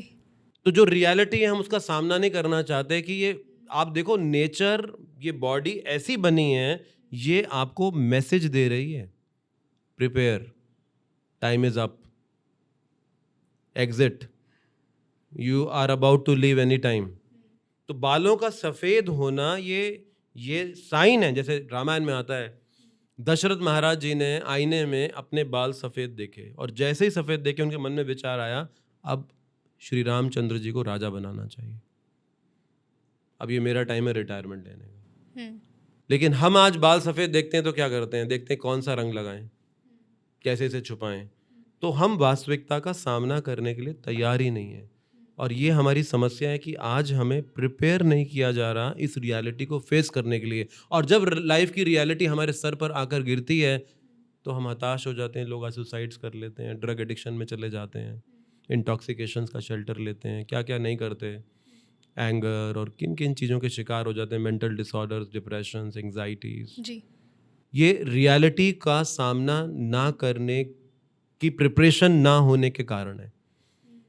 तो जो भागवत विधि है, ये तो हमारा आध्यात्मिक मार्ग है, ये हमको ट्रेन करता है। जैसे आज आप देखो आर्मी में, डिफेंस फोर्सेस में जितने भी लोग काम करते हैं, सैनिक होते हैं, ये सोल्जर्स हैं, इनको डेली ऐसी ट्रेनिंग दी जाती है जैसे नेक्स्ट आवर में वॉर होने वाली है। जी बिल्कुल। क्यों उनको ऐसे ट्रेन करते हैं? वॉर तो हो नहीं रही, इतने सालों से वॉर नहीं हो रही, शायद 1962 या फिर कारगिल का युद्ध हुआ था, तो उसके बाद कोई इंडिया में तो कोई वॉर नहीं हुआ।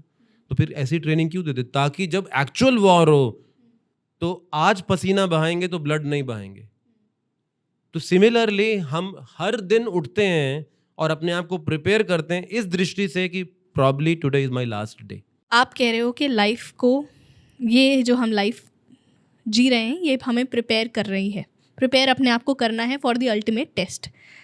जब हम गृहस्थ जीवन में, हम अपने काम और परिवार और सब जो हमारा रूटीन है उसको जीते जीते, नाम जाप करते हुए, कंपैशनेट होके, अच्छी क्वालिटीज़, अच्छे ह्यूमन बीइंग्स बने रहकर ये सारे काम करते हैं, यही लाइफ का पर्पस है।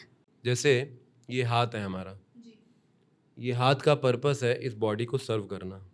मान लीजिए हाथ कहे कि मैं बॉडी के साथ कोऑपरेट नहीं करूँगा, मैं अपनी लाइफ इंडिपेंडेंट जीऊँगा, बॉडी जो करना है करो, मैं अपना काम खुद करूँगा, मैं लड्डू उठा के मुंह में क्यों डालूँ, मैं डालता हूँ, मैं खुद खाऊँगा, मैं मुंह को क्यों खिलाऊँ। अब मान लीजिए ये हाथ रिवोल्ट कर दे, स्ट्राइक कर दे, बॉडी के अगेंस्ट चला जाए, तो क्या ये हाथ जीवन जी सकता है? ये डिपेंडेंट है इस बॉडी पे। अगर ये भोजन मुंह में डालेगा तो इस हाथ को एनर्जी मिलती है काम करने के लिए, अदरवाइज हाथ का कोई यूज़ ही नहीं है। उसी तरह से लिविंग एंटिटी, जीवात्मा भगवान का वैसे अंश है जैसे ये हाथ बॉडी का अंश है। अब हाथ का पर्पस बॉडी को सर्व करना है, उसकी फुलफिलमेंट, उसकी जो लाइफ का पर्पस है, उसकी पूर्णता इस शरीर की सेवा में है। उसी प्रकार से आत्मा की पूर्णता भगवान की सेवा में है। अब जैसे आप पेड़ की जड़ में पानी डालो तो टहनी और पत्तियों में पानी डालने के लिए सोचना नहीं पड़ता। अब जड़ में पानी डाल दिया, अब रेस्ट अपने आप मैकेनिज्म काम करता है। उसी तरह से यस्मिन तुष्टे जगत तुष्टे, आपने अगर भगवान को प्रसन्न किया है तो आप स्वाभाविकता प्रसन्न रहोगे ही रहोगे। अब ये प्रसन्नता एक्सटर्नल नहीं है, जो हमारी अचीवमेंट्स, वर्ल्डली अचीवमेंट्स में नहीं है, ये हमारी हार्ट की स्टेट है। भले ही आपके पास कुछ भी ना हो, आप पीसफुल और शांत और आनंदित हो सकते हो, और भले ही आप सब कुछ हो लेकिन फिर भी आप हो सकते हैं कुछ ना हो। कितने ऐसे सेलिब्रिटीज़ हैं, सक्सेसफुल लोग हैं वर्ल्डली स्टैंडर्ड्स में, जो सुसाइड्स करते हैं या अनेक प्रकार के कई स्कैंडल्स में पाए जाते हैं, या दुखों में पाए जाते हैं, कठिनाइयों में पाए जाते हैं। यहाँ पर इंटेंशन की भी तो बात आ जाती है। जैसे आपने बोला कि जो भगवान का नाम लेगा वो सदा प्रसन्न तो रहेगा ही, मगर अगर कोई नाम लेने की शुरुआत ही इस इंटेंशन से कर रहा है कि क्योंकि मुझे प्रसन्न होना है इसलिए मुझे भगवान का नाम लेना है, ये भी तो एक गलत इंटेंशन है। देखिए बिगनिंग में जैसे छोटे बच्चे को स्कूल भेजा जाता है ना, तो कई तरह के एलियोरमेंट्स देने पड़ते हैं। कई बार पेरेंट्स बच्चों को कहते हैं तू देख एग्जाम में इतने नंबर लेकर आएगा तो तेरे को साइकिल लेके देंगे, तेरे को मोबाइल लेके देंगे, तेरे को मोबाइल लेके देंगे। तो बच्चा उस चीज़ को लेने के लिए पढ़ता है, लेकिन जब वो पढ़ जाता है तो उसको याद आता है कि हाँ मेरे माता पिता ने अच्छा पढ़ाया मुझे, तो आज उसके कारण मेरे पास एक स्टेबल जॉब है, करियर है, एक मेरे पास लाइवलीहुड का सोर्स है। तो चाहे हम अपने प्रॉफिट के लिए अल्टीरियर मोटिव से ही भगवान के पास आए सही जगह आएँ, अच्छी जगह आएँ। जैसे मान लीजिए एक छोटा बच्चा अग्नि में हाथ डाल दे, वो नहीं जानता अग्नि का नेचर क्या है, लेकिन अग्नि स्पेयर नहीं करेगी, उसके हाथ को जलाएगी, ये जानते हुए कि ये बच्चा है, मासूम है, ये मेरी नेचर को नहीं समझता, तो let me spare this boy, इस बच्चे को मैं छोड़ दूं, इसको जलाऊंगी नहीं, लेकिन अग्नि जलाएगी। उसी तरह से चाहे आप भक्ति को किसी अल्टीरियर मोटिव्स के साथ कर रहे हो, वो अपना इफेक्ट आपको देगी और आपको एक दिन प्योर कर देगी। वाओ। तो इसीलिए इस बात से परहेज़ नहीं करना चाहिए ये सोचते हुए कि अल्टीरियर मोटिव्स हैं तो जब मैं प्योर हो जाऊंगा। अरे डॉक्टर के पास आप तब जाते हो जब आप बीमार होते हो। अगर आप हेल्दी हो थोड़ी आप डॉक्टर के पास जाओगे। तो हम बीमार हैं, हमारे अंदर मटीरियल डिज़ायर्स हैं, हमारे अंदर एथिस्टिक विचार हैं, हम बीमार हैं। तो अगर हम भगवान की शरण लेंगे, विधि का पालन करेंगे, भक्ति करेंगे तो वो बीमारी दूर होगी। तो इस बात से हम हेजिटेट क्यों करें, रुकें क्यों?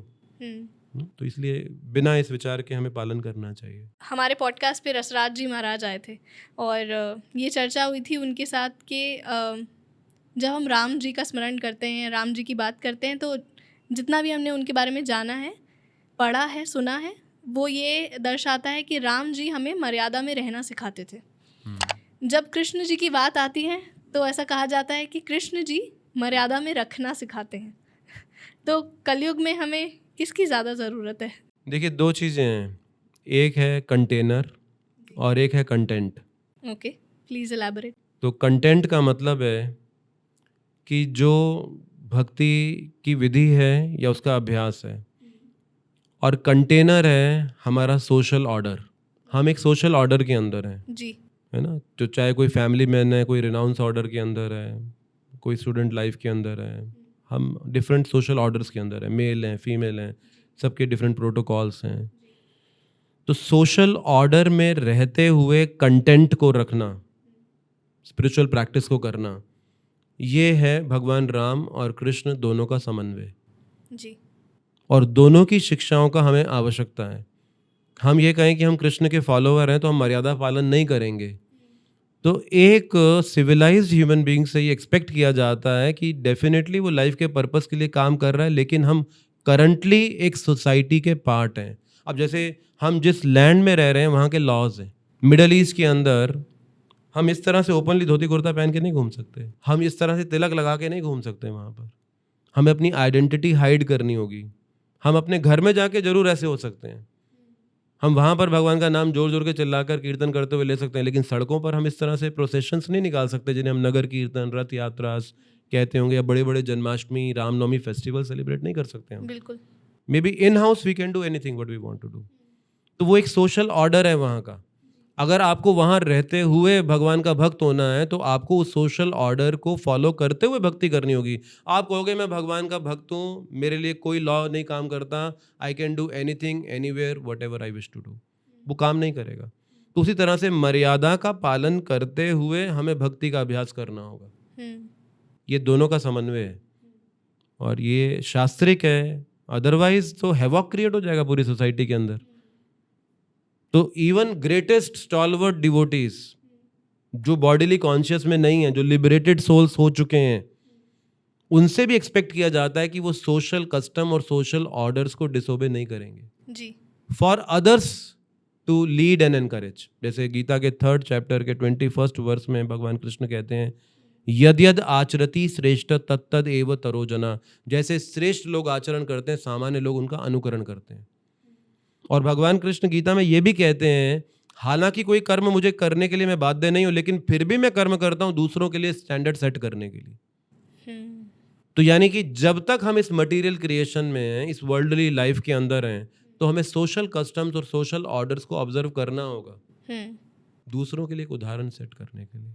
वेदर हम उसमें इन्वॉल्व हैं, अटैच्ड हैं, डिटैच्ड हैं, उससे कोई फर्क नहीं पड़ता, क्योंकि ये आपकी स्टेट ऑफ हार्ट है, ये कॉन्शियस का सब्जेक्ट है आपकी। तो एक्सटर्नली हो सकता है हमें डिफरेंट रोल प्लेस करने पड़े, लेकिन इंटरनली हमारा एक ही रोल है कि हमारा संबंध इटर्नली भगवान के साथ ही है। प्रभु जी, अगर हम कृष्ण जी की वापस से बात करें तो कृष्ण जी की 8 पत्नियां हैं, 8 विवाह हुए उनके, और मगर फिर भी हम हमेशा राधा जी का नाम उनके साथ जोड़ते हैं, तो ऐसा क्यों है? क्षमा चाहते हैं, मैं यहाँ एक करेक्शन देना चाहूँगा। 16,108 विवाह हुए थे श्रीमद् भागवतम शुकदेव गोस्वामी जी के रेफरेंस के अनुसार। अच्छा, So 16,108 wives or 16,108 palaces and 16,108 Krishna. So भगवान कृष्ण एक नहीं थे, 16,108 हो चुके थे। तो नारद जी ये चेक करने के लिए आए हैं, तो नारद जी ने देखा कि रुक्मणी के साथ कृष्ण बैठे हैं रुक्मणी के महल में। फिर देखते हैं कि अब सत्यभामा क्या कर रही हैं, जो उनकी दूसरी रानी है। तो उनको देखते हैं तो कृष्ण उनके साथ भी हैं। फिर जाम्बवती के पास जाते हैं, जो तीसरी रानी है उनकी, तो वहाँ देखते हैं कृष्ण उनके साथ भी हैं, और फिर दौड़कर वापस आते हैं तो रुक्मिणी के साथ भी हैं।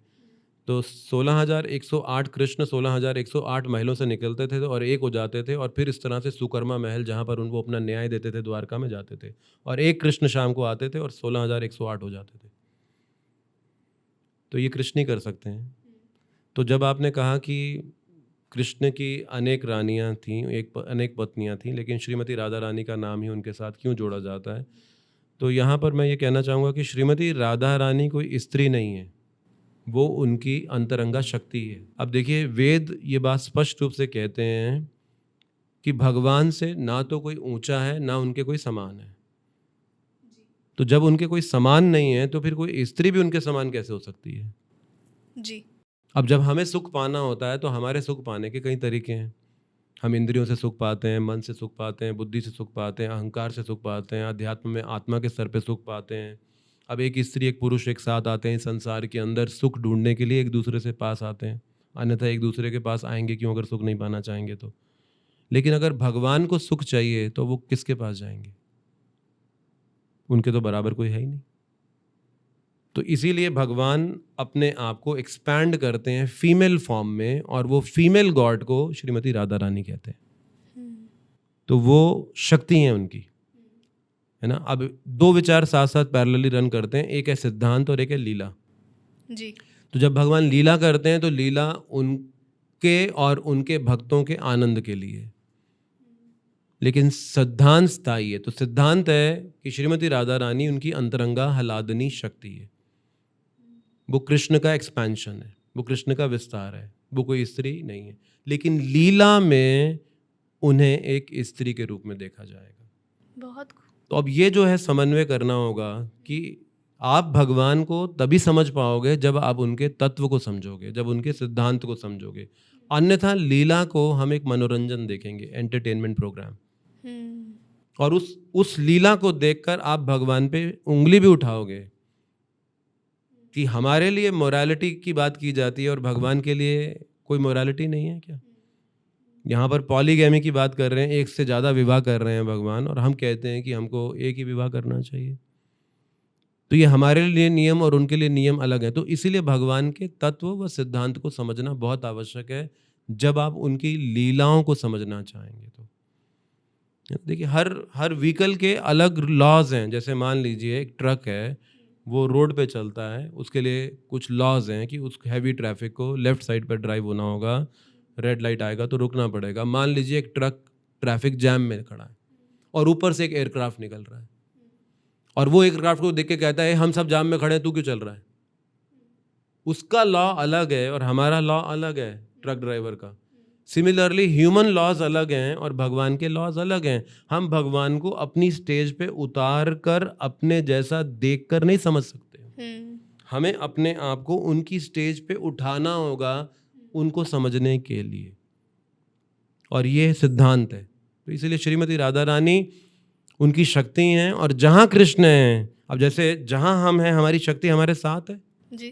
तो जहाँ भगवान कृष्ण हैं वहाँ श्रीमती राधा रानी हैं, चाहे वो मैनिफेस्टेड फॉर्म में हो या ना हो। इवन भगवान कृष्ण जब कुरुक्षेत्र के युद्ध के मैदान में भी थे तो वहाँ भी राधा रानी है, क्योंकि उनकी शक्ति वहाँ है। इसीलिए कृष्ण का कुरुक्षेत्र की युद्ध भूमि में उनका नाम है पार्थ सारथी। पार्थ हैं पृथा के पुत्र, पृथा है महारानी कुंती, कुंती के पुत्र अर्जुन हुए, उनका नाम है पार्थ, और पार्थ सारथी कृष्ण कहलाए क्योंकि सारथी बने। तो पार्थ सारथी के आगे लगाया जाता है शब्द राधा पार्थ सारथी। अब राधा रानी तो है नहीं उधर, तो फिर राधा पार्थ सारथी क्यों बोलते हैं उन्हें? क्योंकि शक्तिमान से अलग कैसे हो करोगे आप उनसे? वो उनकी एनर्जी है, जैसे लक्ष्मी और नारायण, जैसे सीता और राम। तो ये सीता जी इस शक्ति है भगवान राम की, लक्ष्मी नारायण की शक्ति है। उसी प्रकार से श्रीमती राधा रानी कृष्ण की शक्ति है। खूबसूरत। बल्कि जब रसराज जी से मैंने ये सवाल किया था तो उन्होंने भी यही कहा था कि आप भगवान से कंपैरिजन नहीं कर सकते हो, कि ऐसे तो जैसे कुछ लोग हैं जो शिव भक्ति के नाम पे ड्रग्स में इन्वॉल्व होते हैं और वो शिव जी करते थे इसलिए ऐसे बोलते हैं। तो वो कहते हैं तो शिव जी ने तो पॉइजन भी पिया था, पियो फिर। तो फिर आप वहाँ पे कंपैरिजन नहीं कर सकते when it comes two examples like this, वो बिल्कुल करेक्ट बात है, आपने बहुत ही सुंदर एग्जाम्पल से समझाया भी। कल की अवतार के बारे में आप कुछ बताइए। कल की अवतार कलयुग के अंत में भगवान कृष्ण के अवतार हैं और उनका एक ही मैसेज है, तलवार। क्योंकि कलयुग का जो अंत है यानी कि डिग्रेडेशन इतना हाई है कि कोई संदेश सुनेगा नहीं। इसीलिए कहा गया है कि कलयुग के प्रथम 10,000 वर्षों तक धर्म रहता है। 5,000 बीत चुके हैं, अभी 5,000 नेक्स्ट और आने हैं। 4,32,000 साल का कुल कलयुग है, जिसमें से 5,000 वर्ष बीते हैं। 4,27,000 वर्ष आने बाकी हैं। तो 4,27,000 वर्षों के अंत के समय में कल की अवतार अवतरित होके सबको समाप्त करते हैं और उनको फिर से ये सतयुग का युग प्रारंभ होता है। और ये साइकिल चलता रहेगा फिर से ये एक समय की तरह, जैसे मंडे के बाद ट्यूसडे आता है, ट्यूसडे के बाद वेडनेसडे आता है, उसी तरह सतयुग, त्रेता युग, द्वापर युग, कलयुग। ये एक साइकिल की तरह चतुर्युग कहलाता है। 43,20,000 साल का एक चतुर्युग होता है और ये फिर से रोटेट होता है और फिर से प्रारंभ हो जाता है। आप अपने अंदाज में कोई कृष्ण जी की लीला, इतनी सारी हैं, बाल से लेकर टीनेज से लेकर द्वारका पहुँचे या महाभारत। तो भगवान कृष्ण जब पांडवों के साथ हस्तिनापुर में हैं और हस्तिनापुर में पांडवों के विरुद्ध षड्यंत्र है, धृतराष्ट्र के द्वारा सहयोग किया हुआ कौरवों का षड्यंत्र, जिसमें वो पांडवों के अधिकार को हथियाना चाहते हैं। और पांडव प्रतीक हैं एक संस्कृति के जहाँ साधुवत व्यवहार है, जहाँ पर नैतिकता है, धर्म है, अध्यात्म है, मर्यादा है। कौरव प्रतीक हैं एक अलग संस्कृति के जहाँ पर अनैतिकता, अधर्म का बोलबाला है। तो भगवान कृष्ण मध्यस्थ की भूमिका निभाते हैं दोनों के बीच में। तो कई बार लोग आरोप लगाते हैं कृष्ण ने युद्ध कराया, ये भगवान हिंसा को बढ़ावा देने वाले हैं। तो कृष्ण शांति दूत बनकर कौरवों के पास जाते हैं और शांति दूत बनकर कौरवों के पास जाकर कहते हैं कि दुर्योधन, पांडवों को तुम सिर्फ 5 गांव दे दो, बस 5 विलेजेस, और बाकी सब तुम अपने पास रखो। और दुर्योधन जानते थे इस बात को कि ये पांडव इतने बुद्धिमान हैं, इतने सक्षम हैं कि अगर मैंने आज 5 गांव दूंगा तो ये कल को पूरा विश्व हत्या लेंगे। इसीलिए वो कहता है मैं सुई के नोक के बराबर भूमि भी नहीं दूंगा, आप 5 गांव की बात क्या करते हो। तो भगवान पहली बार इस लीला में फेल हो गए, यानी कि वो शांति नहीं करवा पाए, वो समझौता नहीं करवा पाए। वो पीस मैसेंजर बनकर गए लेकिन वो पीस एस्टैब्लिश नहीं कर पाए। और फिर दुर्योधन ने अपने सैनिकों को आदेश दिया कि कृष्ण को बंदी बना लो। तो उस सभा के अंदर धृतराष्ट्र बैठे हैं और विदुर जी ने दुर्योधन को कहा कि तुम आग से खेल रहे हो, तुम जानते नहीं ये कृष्ण कौन है। लेकिन दुर्योधन ने विदुर जी की बात भी नहीं सुनी और उस समय चारों दिशाओं से सैनिक ऐसे कूदने लगे उस सभा में। और उस समय कृष्ण जो है अपना यूनिवर्सल रूप, एक विश्व रूप दिखाते हैं और उस विश्व रूप से इतना तेज और इतना प्रकाश निकल रहा है कि ना तो दुर्योधन, जैसे आप सूर्य की तरफ आंख लगाकर देखें तो आंखों के आगे अंधेरा छा जाता है, तो ऐसे ना दुर्योधन कुछ देख पा रहा है, धृतराष्ट्र तो जन्म से अंधे थे, ना कोई अन्य कौरव देख पा रहा है और कोई सैनिक कृष्ण के करीब तक नहीं पहुंच पा रहा। और भगवान इतना विश्व रूप दिखाकर वहां से सुरक्षित वापस निकल कर आते हैं। और अब कृष्ण पांडवों को कहते हैं अब युद्ध ही अंतिम उपाय है, क्योंकि कृष्ण चाहते थे कि विश्व, हस्तिनापुर कैपिटल ऑफ वर्ल्ड थी। अब आज की भारत की ज्योग्राफी को देखकर आज के 5,000 साल पहले की भारत की ज्योग्राफी को हम एस्टिमेट नहीं कर पाएंगे। ये पूरा विश्व ही भारतवर्ष था। इसके साइंस, इस कल्चर के साइंस कई जगहों पर मिलते हैं। जैसे अर्जुन 1 वर्ष अज्ञातवास में थे, तो संधि थी वो द्रुत क्रीड़ा के बाद कि 12 वर्ष वन में रहेंगे हस्तिनापुर से बाहर और 1 वर्ष अज्ञातवास होगा, और अज्ञातवास में मिल गए तो फिर से 12 साल बाहर रहेंगे। तो उस अज्ञातवास के दौरान अर्जुन ने अपने अस्त्र व शस्त्र छुपा दिए, और जिस जगह छुपा दिए एक सिटी है जिसे पर्थ के नाम से जाना जाता है ऑस्ट्रेलिया में, और अर्जुन का नाम है पर्थ, और ऑस्ट्रेलिया अस्त्रालय बना। अस्त्रालय जहां अर्जुन के अस्त्र थे, और आज वो अस्त्रालय ऑस्ट्रेलिया के नाम से जाना जाता है और वो शहर पर्थ है, पार्थ का। तो वैदिक कल्चर पूरे विश्व भर में था। ये 5000 साल पहले हस्तिनापुर पूरे वर्ल्ड की कैपिटल थी और भगवान चाहते थे इस वर्ल्ड की कैपिटल की राजगद्दी पे एक धर्मपरायण राजा होना चाहिए। आप देखेंगे पूरी कृष्ण लीला के अंदर उनके जन्म से लेकर उनके पलायन तक कृष्ण ने राजा बनाए हैं। कंस का वध कृष्ण ने किया, लेकिन उग्रसेन को राजा बनाया, खुद नहीं राजगद्दी पे बैठ गए जाके। कौरवों को मरवाने में अहम भूमिका कृष्ण ने निभाई, लेकिन युधिष्ठिर महाराज को राजा बनाया, खुद राजगद्दी पे नहीं बैठे। तो भगवान चाहते थे एक धर्मपरायण राजा हो, और ये पूरा युद्ध इस सिर्फ एक मूल कारण से हुआ। कृष्ण दुर्योधन को भी राजा बनाने के लिए तैयार थे अगर वो धर्मपरायण होता, और भगवान कृष्ण युद्ध से पहले दुर्योधन को ये बात फिर से समझाने जाते हैं। तो विदुर जी ने कहा कृष्ण को कि वो कभी नहीं समझ सकता, आप समय बर्बाद कर रहे हो। तो कृष्ण कहते हैं मैं जानता हूं वो नहीं मानेगा। तो विदुर जी ने कहा फिर जा क्यों रहे हो? तो कृष्ण कहते हैं ये मेरा कर्तव्य है जीव को अवसर देना, कि शायद वो अब बदल जाए, शायद वो अब बदल जाए। तो भगवान इतनी आशा रखते हैं, वो हमें चांस पे चांस पे चांस देते हैं कि शायद हम इस जीवन में बदलेंगे, शायद हम इस जीवन में बदलेंगे कभी तो। इसीलिए जब रामायण में भी आता है कि भगवान श्री रामचंद्र जी जब अपनी सेना को लेकर पहुंचे थे लंका में, तो उस समय विभीषण जी भगवान राम से अपने कुछ अनुचरों के साथ मिलने आते हैं। उन्होंने आकाश मार्ग से आता देखकर जो वानर थे उन्होंने बड़े बड़े चट्टाने पत्थर उठा लिए कि ये तो रावण का भाई आ गया या रावण का कोई गुप्तचर आ गया, इसे मार देंगे। तो हनुमान जी ने कहा नहीं नहीं, इसे नीचे तो उतरने दो, कम से कम हमें इसे बात तो करने दो। तो वो उतरे और वो भगवान राम से मिलना चाहते थे। तो भगवान राम के पास संदेश ले जाया गया कि विभीषण रावण का भाई आपसे मिलने आए। तो भगवान कहते हैं कि विभीषण ही क्या, अगर रावण भी आ जाए और रावण आकर कहे कि मैं क्षमा मांगता हूं अपने कृत्यों के लिए, तो मैं अभी भी उसे क्षमा करने के लिए तैयार हूं। तो ये भगवान का नेचर है, वो हमें क्षमा करते हैं, बार बार हमें अवसर देते हैं। और फिर जब कृष्ण दुर्योधन के पास जाते हैं तो दुर्योधन कहते हैं कृष्ण जानामि अहम धर्म, मैं जानता हूं धर्म क्या है, जानामि अहम अधर्म, मैं ये भी जानता हूं अधर्म क्या है, लेकिन मैं धर्म का कभी पालन कर नहीं सकता और अधर्म को त्याग नहीं सकता। तो सिर्फ जानना धर्म क्या है काफी नहीं है जब तक आप इसका पालन ना करो। जानने वाले लाखों मिलेंगे, पालन करने वाला कोई विरला मिलेगा, और वही रियली जानता है जो पालन करता है, क्योंकि ये आपके खुद के जीवन का विषय है। और इसीलिए भगवान कृष्ण वो शांति के दूत थे, और अगर शांति की स्थापना हिंसा से आए तो भगवान ने उसको भी अनुमोदित किया।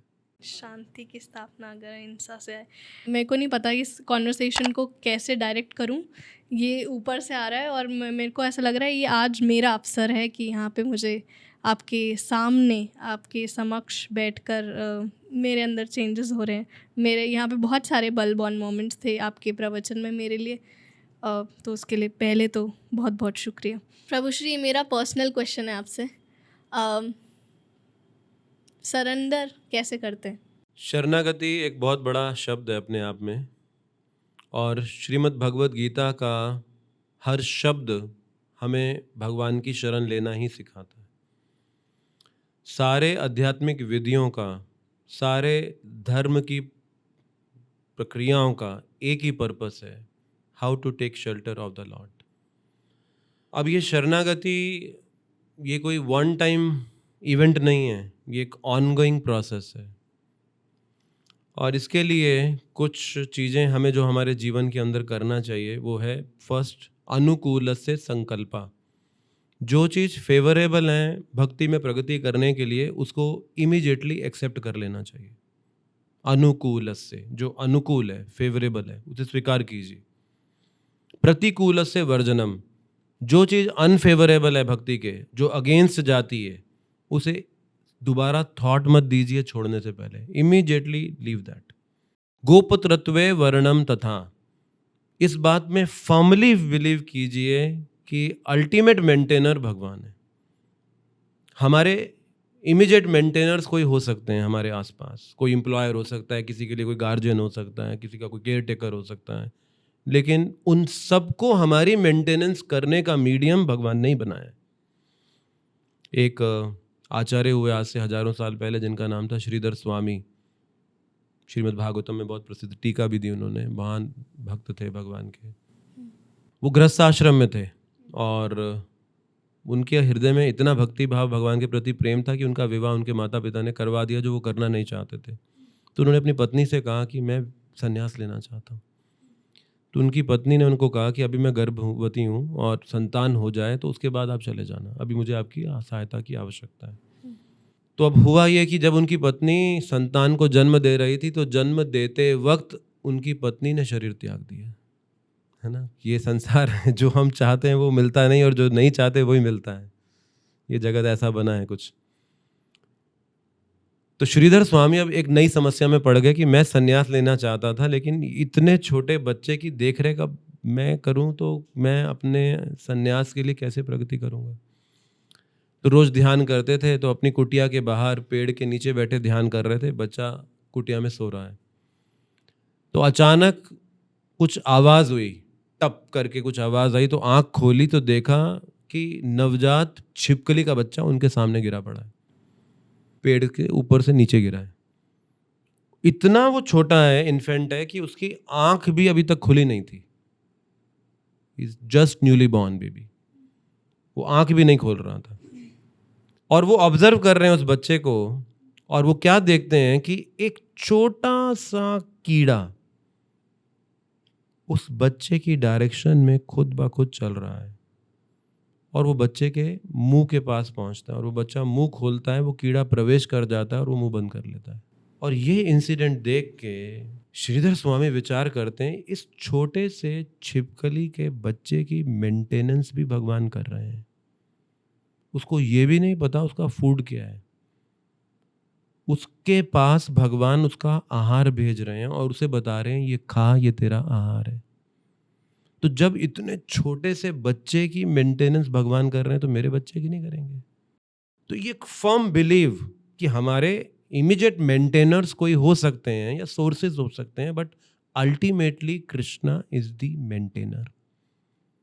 गोपत्रत्वे वर्णम तथा रक्षति इति विश्वासो, कि हर समय ये फर्म बिलीव होना कि भगवान हमारी प्रोटेक्शन कर रहे हैं।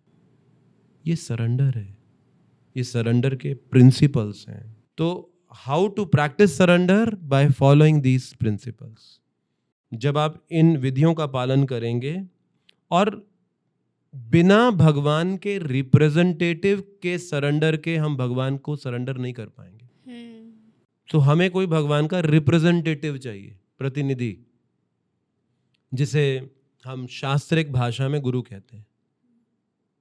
तो गुरु का काम है शिष्य का हाथ लेना, भगवान का हाथ लेना और मिलवा देना। वो एक माध्यम है, जैसे एक पोस्टमैन। तो पोस्टमैन क्या करता है, किसी ने लेटर लिखा आपके लिए और वो लेटर लेकर आप तक पहुंचाता है। उसमें कुछ ऐड नहीं करता, उसमें कुछ डिलीट नहीं करता, वो एज इट इज। तो गुरु का काम है भगवान का संदेश लेना और शिष्य तक पहुंचा देना। वो एक माध्यम है भगवान का, प्रतिनिधि। तो बिना प्रतिनिधि की शरण लिए हम भगवान की शरण नहीं ले पाएंगे। भाई देखिए, अर्जुन के लिए इजी था, कृष्ण अर्जुन के रथ पर खड़े थे। अर्जुन ने कृष्ण से प्रश्न किया, कार्पण्य दोषोपहत स्वभाव पृच्छामि त्वाम धर्म समूढ़ चेता या श्रेयस्या निश्चितम ब्रूहि तन्मे शिष्यस्ते हम शादी माम त्वाम प्रपन्नम। तो अर्जुन कहते हैं, कृपण दुर्बलता के कारण मैं अपना कर्तव्य भूल रहा हूं। धर्म समूढ़ चेता, मैं पूरी तरह से भ्रमित हो चुका हूं। या श्रेय, मेरे लिए क्या बेहतर है। स्या निश्चितम, निश्चित कर कर कृष्ण आप बताइए। शिष्यस्ते हम, मैं आपका शिष्य हो गया। और इस अर्जुन के कथन के बाद कृष्ण ने बोलना शुरू किया है। उससे पहले कृष्ण सुन रहे हैं अर्जुन को, इसके बाद कृष्ण बोलते हैं और अर्जुन सुनते हैं। तो अब अर्जुन के लिए इजी था, कृष्ण रथ पे विद्यमान थे, लेकिन हमारे लिए तो भगवान हम देख नहीं पा रहे, ना उन्हें सुन पा रहे हैं। तो फिर कैसे जाने कि वो क्या चाहते हैं हमसे? तो इसका मतलब कोई चाहिए जो उन्हें जानता है, जो हमें उनकी बात समझा सके और हमें उन तक जाने का मार्ग दिखा सके। तो बिना भगवान के प्रतिनिधि की शरण के भगवान की शरण नहीं ली जा सकती, और ये एक ऑनगोइंग प्रोसेस है। जब गुरु की बात करते हैं और मार्गदर्शक की बात करते हैं तो इस्कॉन की बात करते हैं। इस्कॉन क्या है? इस्कॉन एक प्लेटफॉर्म है जहाँ पर हम भगवान के संदेश को यथारूप का मतलब है कि जैसा भगवान ने 5000 साल पहले अर्जुन को दिया, वही सेम संदेश एज इट इज, बिना हमारे खुद के इच्छाओं को जोड़े हुए जी, जैसा भगवान अर्जुन को दे रहे थे एज इट इज लोगों तक पहुंचाने के लिए सततम कार्य करते रहना, और उनको वो सुविधा देना जहां पर लोग आकर, जैसे एक व्यक्ति, एक बच्चा, एक विद्यार्थी यूनिवर्सिटी में जाता है, स्कूल में जाता है, क्या करने जाता है? पढ़ने जाता है। अब इंजीनियरिंग की किताब मार्केट में किधर भी मिलता है, आप उसे खरीद कर घर में पढ़कर इंजीनियर नहीं बन सकते। आपको एक इंस्टीट्यूट चाहिए, एक जगह चाहिए जहाँ पर उसका प्रशिक्षण दिया जाए, जहाँ पर ऐसे और विद्यार्थी हों, जहाँ पर एक एनवायरनमेंट हो, जहाँ पर आपको इनकरेजमेंट मिले जो आपको इस रास्ते पर आगे बढ़ा सकें। तो इस्कॉन एक अध्यात्म का विश्वविद्यालय है जहाँ पर आध्यात्मिक सीकर्स, जो आध्यात्मिक जीवन के लिए जिज्ञासु हैं, उनके लिए वैसा वातावरण बनाया जाता है जिससे वो आध्यात्मिक जीवन में प्रामाणिक ज्ञान प्राप्त कर सकें बिना किसी तोड़ मरोड़ के और एडिशंस और डिलीशंस के, क्योंकि ये बहुत पॉसिबल है। आप एक ऑर्डिनरी कॉमन लैंग्वेज के भी अर्थ के अनर्थ निकाल सकते हो, तो फिर संस्कृत भाषा के अनर्थ क्यों नहीं निकाले जा सकते? और इसकी शुरुआत 1965 में शिला प्रभुपाद जी ने न्यूयॉर्क के अंदर की। अब न्यूयॉर्क में क्यों की? 1922 में प्रभुपाद जी के गुरु भक्ति सिद्धांत सरस्वती महाराज ने कलकत्ता में उनको अपनी पहली मीटिंग में बोला, क्योंकि वो उस समय कलकत्ता के लीडिंग कॉलेज के अंदर पढ़ा करते थे शिला प्रभुपाद जी, और बड़े ब्रिलियंट स्टूडेंट थे। और उस समय जो ब्रिटिश गवर्नमेंट थी, उन्होंने कुछ अपने कॉलेजेस खोले थे इंडिया के अंदर, और उनका पर्पस था एक इंग्लिश तरीके से लोगों को ट्रेन करना। तो प्रभुपाद जी वहाँ विद्यार्थी थे। तो भक्ति सिद्धांत सरस्वती महाराज, जो उनके भविष्य में होने वाले गुरु होने जा रहे थे, उन्होंने उनको देखते ही बोला, you seems to be educated person, why don't you preach the message of scriptures in English language to the whole world. Wow. और इस घटना पे प्रभुपाद जी ने कहा कि अभी तो हमारा देश गुलाम है, हम कैसे ये संदेश लोगों को पहुंचाएंगे? तो उनके गुरुदेव ने कहा, भक्ति किसी भी बाह्य परिस्थिति से रोकी नहीं जा सकती है। No external situation can check unless we want to stop it. और इस कन्वर्सेशन के बाद उन्होंने समझ लिया कि ये मेरे गुरु होंगे भविष्य में, और फिर उसके बाद उन्होंने उनसे दीक्षा ग्रहण करी विधिवत, और 1922 से लेके 1964 तक वो अनेक तरीकों से अंग्रेजी भाषा में लोगों को गीता भागवतम का संदेश देने की कोशिश करते रहे इन इंडिया, लेकिन भारत में उन्हें सफलता नहीं मिल रही थी। जैसे होता है ना, कोई चीज़ हमको इतनी एक्सेस में फ्रीली मिलती हो ना, तो हम उसको वैल्यू नहीं करते। जैसे पिज़्ज़ा, ये इटालियन फूड है, और इटली में इसे गरीब का खाना बोला जाता था। मतलब जो गरीब लोगों को कुछ खाने को नहीं मिलता था, वो पिज़्ज़ा लोग खाते थे। लेकिन अमेरिका एक ऐसा कंट्री है, वो किसी भी चीज़ को उठाता है और उसकी ऐसी मार्केटिंग करता है, उसे वर्ल्ड में सबसे बेस्ट बना देता है। तो जब ये पिज़्ज़ा अमेरिका में पहुंचा, तो पूरे वर्ल्ड के अंदर ये पिज़्ज़ा का नाम होने लगा। सिमिलरली प्रभुपाद जी ने देखा कि भक्ति को इंडियंस वैल्यू नहीं कर रहे। वो अब इंडियंस किसको वैल्यू करते हैं? जब स्टैंप लगती है made in America, made in Japan, made in Britain की। तो प्रभुपाद जी भक्ति को अमेरिका ले गए, और अमेरिकन्स ने इसे एक्सेप्ट किया, और उन अमेरिकन्स को 1970 में प्रभुपाद जी इंडिया वापस लेकर आए। और जब इंडिया में 1970 में प्रभुपाद उन अमेरिकन्स को लेकर आए, तो अब इंडियंस कह रहे थे, ये क्या स्वामी जी ने जादू कर दिया कि ये अमेरिकन्स हमसे ज़्यादा इंडियंस लग रहे हैं, क्योंकि हम इनके जैसे कपड़े पहनते हैं, और ये धोती कुर्ता पहनते हैं, शेवन हेड्स हैं, तिलक लगाते हैं, कंठी पहनते हैं, भगवान का नाम जप करते हैं, वैदिक कल्चर को फॉलो करते हैं, और लोग उनको देख देख के इंस्पायर होकर भक्त बनने लगे। तो इस तरह से इंडिया में इस्कॉन शुरू हुआ, बॉम्बे में, विद अमेरिकन मनी। तो पहले इस्कॉन के मंदिर 3 इंडिया में प्रभुपाद जी ने बनाए, वृंदावन, बॉम्बे, श्रीधाम मायापुर, जो कि चैतन्य महाप्रभु का बर्थ प्लेस है, और इन तीनों मंदिरों को प्रभुपाद ने अमेरिका के पैसे से बनाया, क्योंकि इंडिया में उस समय इस्कॉन को कोई जानता पहचानता भी नहीं था, और इसको चलाने वाले सारे अमेरिकन यूरोपियंस थे। अब उनको कौन डोनेशन देगा इंडिया के अंदर? तो प्रभुपाद अमेरिका से पैसा लाके इन 3 मंदिरों को बनाया, और उन्होंने जब शरीर छोड़ा 1977 14 नवंबर को, तो इंडिया में 7 मंदिर वो बना चुके थे। और आज 1977 के बाद 2024 में इस्कॉन की 700 इंडिया में एस्टैब्लिशमेंट्स हैं। वो 7 छोड़कर गए, आज 700 हो चुकी हैं इतने वर्षों के अंदर, और आज इसे भारतीय ही चला रहे हैं जी। आज इसका गवर्नेंस भारतीय ही किया जाता है, और भारत की सरकार के दिशा निर्देश गाइडलाइंस के अंतर्गत ही इसको चलाया जाता है। और प्रभुपाद जी ने इस्कॉन का मॉडल इस तरह से बनाया कि हर इस्कॉन का सेंटर और हर इस्कॉन का टेम्पल एक इंडिपेंडेंट प्रॉफिट सेंटर है, यानी कि अपना कमाओ और अपना खाओ। कोई टेम्पल दूसरे टेम्पल को इस्कॉन में एक दूसरे को फाइनेंशियली सपोर्ट नहीं करता। हमारे प्रिंसिपल्स ग्लोबली एक हैं, यूनिवर्सली एक हैं, हमारा कल्चर एक है, हमारी टीचिंग्स एक हैं, हमारी वैल्यूज प्रिंसिपल्स एक हैं, लेकिन जहाँ पर बात आती है एक्सपेंडिचर्स कलेक्शन की, वो हर सेंटर अपना खुद काम करता है, क्योंकि उनकी पॉलिसी थी डिसेंट्रलाइजेशन। इसका मतलब है कि हर व्यक्ति मेहनत करेगा। अदरवाइज होता है कि एक भाई घर में कमाता है और बाकी बैठ के निठल्ले खाते हैं, जो कि इंडिया में बड़ा कॉमन होता हुआ देखते हैं। लेकिन यहाँ पर अगर 4 परिवार के सदस्य हैं तो 4 कंधे से कंधा मिला के इक्वली हार्ड वर्क करते हैं दुनिया तक मैसेज पहुँचाने के लिए, और इसलिए इस्कॉन इतनी जल्दी पूरे ग्लोब के अंदर ग्रो कर गया।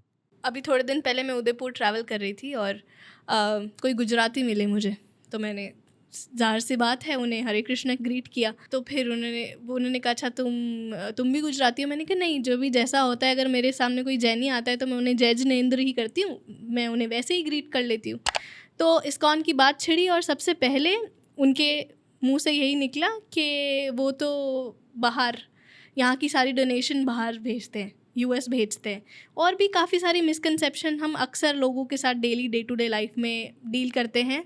आई नो फॉर अ फैक्ट कि इस्कॉन के बहुत सारे भक्तजन हैं, करोड़ों में हैं जो जुड़े हुए हैं, बट फिर भी कुछ लोग सुनी बातों पर विश्वास करते हैं, और एक थोड़े से मिसकंसेप्शंस मार्केट में फ्लोट हो रहे हैं। वो होते हैं कि डोनेशंस को लेकर, इंडिया की जो डोनेशंस इन मंदिरों से इकट्ठी होती है वो बाहर जाती है, या फिर इतने सारे फॉरेनर्स जो जुड़े हुए हैं, जैसे आपने बताया बाहर से, वो ड्रग्स करते हैं, ऊपर से दिखाते हैं, नाम लेते हैं।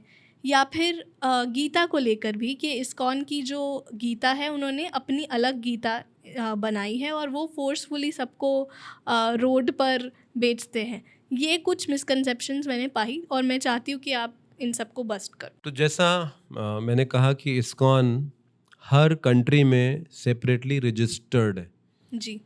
हमारी values principal scripture base founder acharya एक है, लीनियज एक है, लेकिन जहाँ तक बात आती है ग्राउंड रियलिटीज़ की, आपने बात रेफरेंस किया डोनेशंस को लेकर, फंड्स को लेकर, वो हर टेम्पल को खुद सेपरेटली अरेंज करना होता है जी। तो even with in one city of one country एक टेम्पल से दूसरे टेम्पल में डोनेशंस को ट्रांसफ़र नहीं दिया जाता। अब जहाँ तक बात है पूरे इंडिया इस्कॉन की, तो इंडिया इस्कॉन रजिस्टर्ड है मुंबई के अंदर, चैरिटी कमिश्नर बॉम्बे के अंदर। रिसेंटली इंडियन गवर्नमेंट ने जितनी भी चैरिटेबल ऑर्गेनाइजेशंस हैं उनके लिए लॉ बनाया है कि आपको अपनी 1 साल की अर्निंग का 80% स्पेंड करना है विद इन 1 ईयर, अदरवाइज वो टैक्सेबल हो जाएगा। तो ये एक रीसेंट लॉ आया है जिसके अंदर इस्कॉन भी इस दायरे के अंदर आता है जी। तो जब हम एक मंदिर से दूसरे मंदिर को फंड नहीं देते with in one city one country, तो फिर यहाँ से फॉरेन फंड भेजने का कोई पर्पस नहीं है। और जहाँ तक बात है फॉरेन में इंडिया से ज़्यादा फंड है, उन्हें हमारे फंड्स की ज़रूरत ही नहीं है कि हम वहाँ पर भेजें, और भेजें भी तो किस पर्पस के लिए भेजें। ये एक बड़ी डेमोक्रेटिक ऑर्गेनाइजेशन है। जो इसके फाउंडर थे शिला प्रभुपाद जी, उन्होंने अपनी फैमिली को इस ऑर्गेनाइजेशन में कोई राइट नहीं दिया, उन्होंने अपने डिसाइपल्स को राइट दिया इस्कॉन ट्रस्ट। और वो डिसाइपल्स भी ऐसा नहीं कि वो सारे रिनाउंस ऑर्डर में है मैक्सिमम, जिनके पास कोई पर्सनल अकाउंट नहीं होना चाहिए। Okay. They can not have a personal account on their names. So such people govern this organization globally and they are democratically selected. उनको सिलेक्ट किया जाता है. वो ऐसा नहीं कि एक परिवार के वंशज की तरह आ रहे हैं, अब मेरा बेटा बनेगा, उसका बेटा बनेगा और उसका बेटा बनेगा, और एक पारिवारिक संस्था नहीं है ये. और जब हम हमारे जितने भी मंदिरों की बैलेंस शीट्स होती हैं वो इनकम टैक्स में सबमिट की जाती है. हमारी सारी डीलिंग्स जो हैं वो वाया अकाउंट्स होती हैं, और उन अकाउंट्स आजकल पैन नंबर्स के थ्रू गवर्नमेंट के रिकॉर्ड से लिंक्ड हैं. वो सब एक्सपोज्ड हैं, उसको आप हाइड नहीं कर सकते. और सब मंदिरों की बैलेंस शीट बॉम्बे हमारे हेडक्वार्टर में कंपाइल होकर इनकम टैक्स का जो बॉम्बे डिपार्टमेंट है, क्योंकि वहाँ पर ये रजिस्टर्ड है, उनको ईयरली सबमिट किया जाता है. और 2014 के बाद जब से मोदी गवर्नमेंट इंडिया में आई है, तब से रिलीजियस ऑर्गेनाइजेशन की ट्रांजैक्शन को बहुत स्क्रूटनाइजिंगली गवर्न और मॉनिटर किया जा रहा है. तो मेरा ये कहना है कि इस्कॉन इतना पावरफुल हो गया कि वो पैसा इंडिया से बाहर भेज रहा है, और भारत सरकार इतनी कमज़ोर हो गई कि इतने सालों में एक भी एक्शन नहीं ले रही. वो भाई हमारे जो हमें इनकम टैक्स डिपार्टमेंट से ATG का बेनिफिट मिलता है, जिसके अंदर हम टैक्स रिबेट लोगों को ऑफर करते हैं जब वो हमें डोनेशन देते हैं, वो इस फैसिलिटी को हमसे विड्रॉ क्यों नहीं कर लेते? वो हमें इस फैसिलिटी को ठीक है, दुनिया जानती है हम पैसा भेज रहे हैं, सिर्फ सरकार नहीं जानती है. कितनी आश्चर्य की बात है कि इनकम टैक्स डिपार्टमेंट हर घर के बारे में जानता है, हर बैंक की ट्रांजैक्शन एवरीडे मुझे बैंकर्स बताते हैं कि इतने लाख के ऊपर की अगर ट्रांजैक्शन है तो हमें IT में रिपोर्ट करना पड़ता है कि इस अकाउंट से इतने लाख के ऊपर की ट्रांजैक्शन हो रही है. और लाखों रुपए की ट्रांजैक्शन इस्कॉन कर रहा है, वो इनकम टैक्स डिपार्टमेंट आंख बंद कर कर बैठा है. क्यों हमें फेवर कर रहे हैं वो लोग? तो हम ओपनली इस बात को चैलेंज कर रहे हैं, कोई भी आए, चाहे वो कॉस्ट अकाउंटेंट है, कोई चार्टर्ड अकाउंटेंट है, वो आकर हमारे अकाउंट्स को ऑडिट कर सकता है और वो प्रूव करे आके कि हम गलत हैं और हम पनिशमेंट चाहते हैं कि गवर्नमेंट हमें पनिश करे. Please come forward. Rather government के लोग हमारे मंदिरों में जन्माष्टमी मनाने आते हैं, मिनिस्टर्स आते हैं, बड़े बड़े मेंबर ऑफ पार्लियामेंट्स आते हैं, वो हमारे साथ एसोसिएट क्यों करना चाहते हैं? उल्टा जब कोविड आता है तो इस्कॉन पूरे NCR को फ्री फूड डिस्ट्रीब्यूशन करता है. आज यूक्रेन के अंदर इस्कॉन के 32 मंदिर हैं जहां पर इतना बड़ा वॉर चल रहा है, और यूक्रेन के अंदर कितने सारे यूक्रेनियंस आज इस्कॉन के फूड के ऊपर डेली डिपेंडेंट है. उनको भोजन सप्लाई रोज करने वाला इस्कॉन टेम्पल है आज. और ये सिर्फ यूक्रेन की बात नहीं है, पूरे ग्लोबली हम ये काम कर रहे हैं. फूड डिस्ट्रीब्यूशन प्रोग्राम इंडिया में लाखों लोगों को भोजन कराते हैं. जब कोविड आता है तो हम एक हॉस्पिटल रन करते हैं जिसके अंदर कोविड पेशेंट्स को फ्री ट्रीटमेंट दिया जाता है. तो गवर्नमेंट हमारे साथ एसोसिएट कर कर इन प्रोग्राम्स को सोसाइटी में पहुंचा रही है. वो हमें पनिश क्यों नहीं करती? हम वेट कर रहे हैं इस बात के लिए. Please come forward. आपके पास अगर ऐसी टेक्निकल नॉलेज है तो आइए, आप हमारे अकाउंट्स को चेक कीजिए और उसमें फॉल्ट्स बताइए हमें कि कहाँ हम गलत हैं, कहाँ से ये पैसा किधर से कहाँ भेजा जा रहा है. आपकी जानकारी के लिए इस्कॉन एक वर्ल्ड का सबसे बड़ा मंदिर बना रहा है जो कि श्रीधाम मायापुर में है, जो कि नादिया डिस्ट्रिक्ट वेस्ट बंगाल के अंदर पड़ता है, जो चैतन्य महाप्रभु का बर्थ प्लेस है. वो इस पूरे वर्ल्ड का सबसे बड़ा मंदिर, और 1000 करोड़ रुपए की उसमें इन्वेस्टमेंट की जा रही है, जिसमें अधिकतर पैसा फॉरेन से आ रहा है उस मंदिर को बनाने के लिए. 2026 में हम उस मंदिर को खोलने जा रहे हैं. हमने वेस्ट बंगाल की गवर्नमेंट को बहुत सारे प्रपोजल्स दिए हुए हैं कि वहाँ पास में एयरपोर्ट बनाया जाए, ये किया जाए, ताकि उसके बाद इतना टूरिस्ट वहाँ ग्लोबली आने वाला है कि जो वेस्ट बंगाल की इकॉनमी को रिवाइव कर देगा उठाकर. तो एक समझदार व्यक्ति इन बातों को समझ सकता है कि हम इतने कॉन्फिडेंटली इस बात को कैसे प्रेजेंट कर पा रहे हैं कि उसमें सब्सटेंस है. और एक इतनी बड़ी ग्लोबल मूवमेंट जो इतने बड़े नोबल कॉज के लिए चल रही है, वो इतनी छोटी सी हेरा फेरी नहीं करेगी. हमारा जो पर्पस है वो बहुत लॉन्ग लास्टिंग है. वो इतने छोटे से पैसे के लिए इधर से उधर करके, और हम किसको सर्व करना चाहेंगे? आपकी जानकारी के लिए, इस्कॉन इंडिया एक डिफरेंट एंटिटी है, इस्कॉन अमेरिका एक डिफरेंट एंटिटी है, इस्कॉन सिंगापुर एक डिफरेंट एंटिटी है जी. तो हम उन्हें पैसा क्यों दें? भाई हमारा कर्म क्षेत्र दिल्ली है, हमारा कर्म क्षेत्र भारत है, तो हम भारत में प्रचार करेंगे ना. हम यहाँ कथाएं करेंगे, यहाँ मंदिर बनाएंगे, हम यहाँ फूड डिस्ट्रीब्यूशन करेंगे. यहाँ 140 करोड़ लोग रहते हैं, हमें क्या लेना 34 करोड़ अमेरिकन के लिए? वो इस्कॉन अमेरिका देखेगा। बिल्कुल। तो ये बातें स्पष्ट करती हैं कि ये बेसलेस चीज़ें। और मेरी एक अंडरस्टैंडिंग है, जब भी कोई चीज़ सफल होती है ना, कोई ना कोई ज़रूर आएगा जो उसे क्रिटिसाइज़ करेगा। और हमारे जो फाउंडर आचार्य वो कहते थे कि अगर आपका कोई विरोध नहीं कर रहा तो that means you are not making an impact. So if people are going against you that means you are very impactful. आप उनको प्रभावित कर पा रहे हो दुनिया को। This is a sign of success. मैंने ये सुना है बड़ों से, बुजुर्गों से, मुझे नहीं पता कितना सच है, कि हम भारत देश में अलग अलग स्वरूपों के, अलग अलग भगवान के रूप की आराधना करते हैं, सबको प्रेयर करते हैं। कोई हनुमान जी को पूजता है, कोई राम जी को पूजता है, कोई माता को पूजता है, कोई कृष्ण जी को पूजता है। बट जैसे भी आपने बातों में बोला कि Krishna ji is the ultimate, तो मैंने ये सुना है कि सारे भगवान जी आखिर में रात में जाके सारी आराधना, सारी प्रेयर्स कृष्ण जी को अर्पण कर देते हैं। ये कहाँ तक सत्य है? श्रीमद् भगवद गीता में भगवान कृष्ण कहते हैं, अहम आदिर्हि देवानाम, कि सभी देवी देवताओं का स्रोत मैं हूँ। तो देवी देवता हम जैसे जीवात्मा होते हैं, लेकिन वो सुपीरियर बॉडी में, वो स्वर्गीय लोकों में हैं, देवलोकों में हैं। उनके पास विशेष अधिकार हैं इस मटीरियल नेचर को गवर्न करने के। इंद्र, वर्षा के देवता, ये इंद्र एक पोजीशन है, जैसे हम बोलते हैं चीफ मिनिस्टर, एक पोजीशन है। चीफ मिनिस्टर एक पर्सन नहीं है, वो पोजीशन है। अब चीफ मिनिस्टर की पोजीशन पे कोई योगी आदित्यनाथ जी होंगे, कोई अरविंद केजरीवाल जी होंगे, ये पर्सन्स हैं। सिमिलरली इंद्र एक पोजीशन है और उस पोजीशन पे करंटली पुरंदर नाम के व्यक्ति हैं। सूर्यदेव, गीता का 4th चैप्टर की बिगनिंग में रेफरेंस मिलता है, सूर्यदेव का नाम है विवस्वान। तो विवस्वान सूर्यदेव की पोजीशन पर है। ये हमारी तरह जीव हैं, इनके पास देव शरीर हैं जो ह्यूमन फॉर्म से कई गुना अधिक सुपीरियर होता है। इनका भी एक लाइफ स्पैन होता है, इनका भी बर्थ है और इनका भी एक डेथ होता है। ये हमेशा देव नहीं रहते हैं, फिर किसी दूसरे जीव को इनकी पोजीशन पे लाया जाता है। और एक देव बनने के लिए हमें 100 ह्यूमन बर्थ्स में अगर हम सिनलेस लाइफ लीड करें, एक भी पाप ना करें, तो हम देवता के पद तक उठ सकते हैं। वाह। तो ऐसे 33 करोड़ होते हैं नंबर में, जो इस पूरे यूनिवर्स को कंट्रोल करते हैं। इवन हमारी पूरी बॉडी इन देवताओं के द्वारा कंट्रोल्ड है। हमारी पलक का झपकना, हमारा पेट, हमारी उंगली का उठना, हमारे हाथ का उठना, हमारे पैर का चलना, हर एक एक बॉडी के पार्ट के अलग अलग देवता इसको कंट्रोल कर रहे होते हैं। पर ये सारे देवी देवता, अब जैसे एक ऑर्गेनाइजेशन है, उस एक ऑर्गेनाइजेशन के अंदर CEO होता है, पर उसके अंदर कई HODs होते हैं जो किसी एक पर्टिकुलर डिपार्टमेंट के हेड होते हैं। फिनेंस होगा, प्रोक्योरमेंट होगा, R&D होगा, कुछ होगा। सिमिलरली ये देवी देवता इस मटेरियल क्रिएशन के एक विभाग के अध्यक्ष हैं।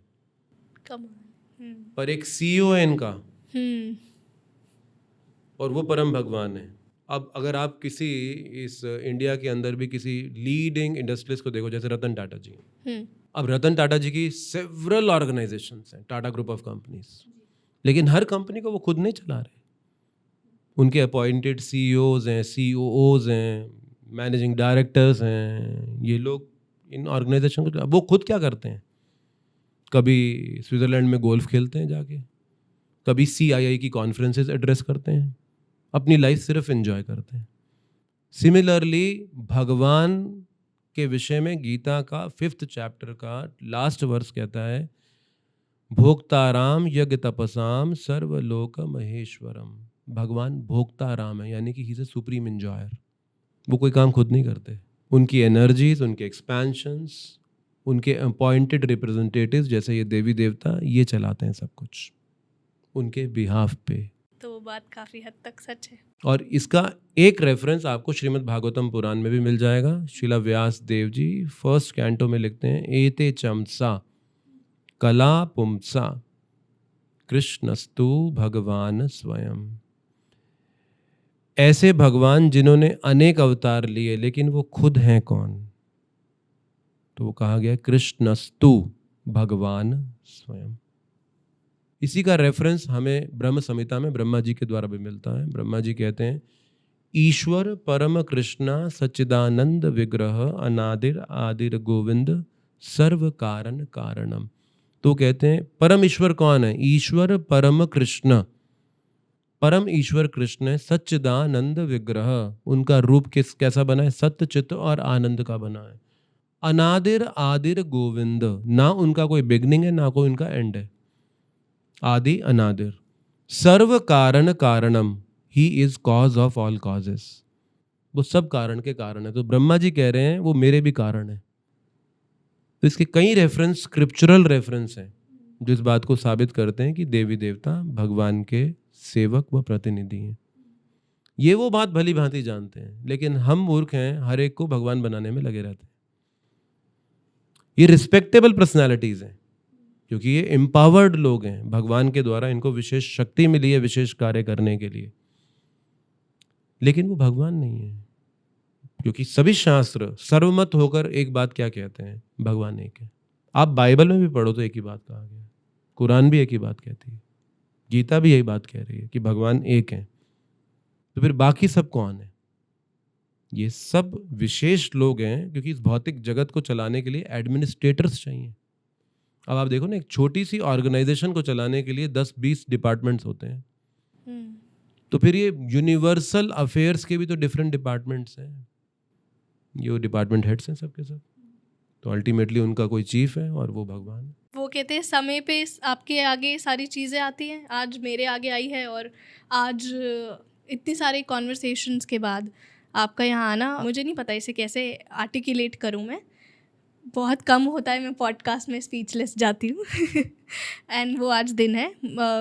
मैंने ये बात हमेशा सुनी थी कि अगर आप कोई 5 साल के बच्चे को बात नहीं समझा सकते तो आप खुद नहीं समझ सकते। और मुझे ऐसा ही लगा कि आपने इतनी सिंपल तरीके से, इतने बेहतरीन एग्जाम्पल से, इतना कॉम्प्लेक्स टॉपिक्स को, कॉम्प्लेक्स आंसर्स को आपने सिंपल तरीके से समक्ष रख दिया और सारी बात समझ आ रही थी, डायरेक्ट हिट हो रही थी। तो थैंक यू फॉर दैट। जाते जाते मेरा आपसे बस ये सवाल है कि आपकी लाइफ में पर्सनली इस चोले में ऐसे कोई मिरेकल्स घटे हैं जिसने आपके मन में कृष्ण जी के लिए और विश्वास, फेथ लेवल और बढ़ा दिया?